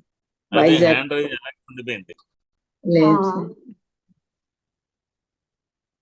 ఇందాక ఒక ఆయన మన దగ్గర ఉండేవారండి, రెడ్మీ 9 అని ఏదో పేరు వచ్చింది, ఆయన పేరు రాలేదు. ఆయన పేరు వెళ్ళిపోయారండి. ఇంకెవరన్నా ఉన్నారా? ఆశా కిరణ్ గారు ఈరోజు మౌనంలో ఉన్నారు, మాట్లాడారు. మాస్టర్స్ మరొకసారి సార్ నెంబర్ చెప్తున్నానండి, నోట్ చేసుకోండి. బుక్స్ కావాల్సిన సార్ ప్రోగ్రామ్స్ కి అటెండ్ అవ్వాలనుకున్నా 9848152629. యూట్యూబ్ లో వీక్షిస్తున్న వారు కూడా బుక్స్ ఏదైనా కావాలంటే జ్ఞానలహరి నుంచి సార్ పంపిస్తారు, నెంబర్ నోట్ చేసుకోండి. వీలైనంత వరకు ప్రతిరోజు రాత్రి 9 to 10 జూమ్ లోకి రండి. ఐడి వచ్చేసి ఇదే ఫోన్ నెంబరు, పాస్వర్డ్ వచ్చి పత్రిజీ, అంతే. థ్యాంక్ యూ సార్, మీ విలువైన సమయాన్ని ఇప్పటి వరకు మాకు ఇచ్చారు. పత్రిజీతో ఉన్న మీకు చాలా అనుబంధాన్ని ఇంకో ఎపిసోడ్ లో తీసుకుందాము. దక్షిణామూర్తి నుంచి మొదలు పెట్టుకొని నాన్ ఇంటర్ఫియరెన్స్ వరకు చక్కగా అద్భుతంగా వివరించి చెప్పారు. ఉన్న డౌట్లన్నీ పటాపంచలైపోయాయి. మీ దగ్గర నుంచి మేము అడుగుతూ ఉంటే వస్తూనే ఉంటుంది, అడిగితే ఇవ్వబడుతుంది అనేసి. ఈరోజు మీరు చక్కగా మాకు మీ అనుభవంలో నుంచి వచ్చిన ఆ జ్ఞానాన్ని ఇచ్చారు, ధ్యానం చేయించారు. 2 మర్చిపోలేని మనకు అందరికి మంచి అనుభవాన్ని ఇచ్చింది. Thank you sir. ఇంతటి అద్భుతమైన ఇంతటి అద్భుతమైన అవకాశాన్ని ఇచ్చినటువంటి మనందరి గురువు జగద్గురువు బ్రహ్మర్షి పితామహ పత్రిజీకి వేల వేల కృతజ్ఞతలు తెలుపుకుంటూ ఈరోజు ఇప్పటి వరకు జూమ్ లో ఉన్నవారు, యూట్యూబ్ లో ఉన్నవారు వెళ్ళి యూట్యూబ్ లో ఆ వీడియోని మరొకసారి విని లైక్ చేసి షేర్ చేసి ఈ జ్ఞానాన్ని అందరికీ షేర్ చేయవలసిందిగా కోరుకుంటున్నాము. ఇంకా ఎవరైనా పిఎంసి డిజిటల్ ని సబ్స్క్రైబ్ చేయకపోతే సబ్స్క్రైబ్ చేయండి. ఈ అమూల్యమైన జ్ఞానాన్ని అందరికీ అందించండి. Thank you masters, thank you అనండ, థ్యాంక్ యూ. రేపు ఇదే సమయానికి మరొక సీనియర్ మాస్టర్ తో కలుద్దాము. Thank you. సుజాత మేడం మాట్లాడతారా? లేదండి, థ్యాంక్ యూ సార్.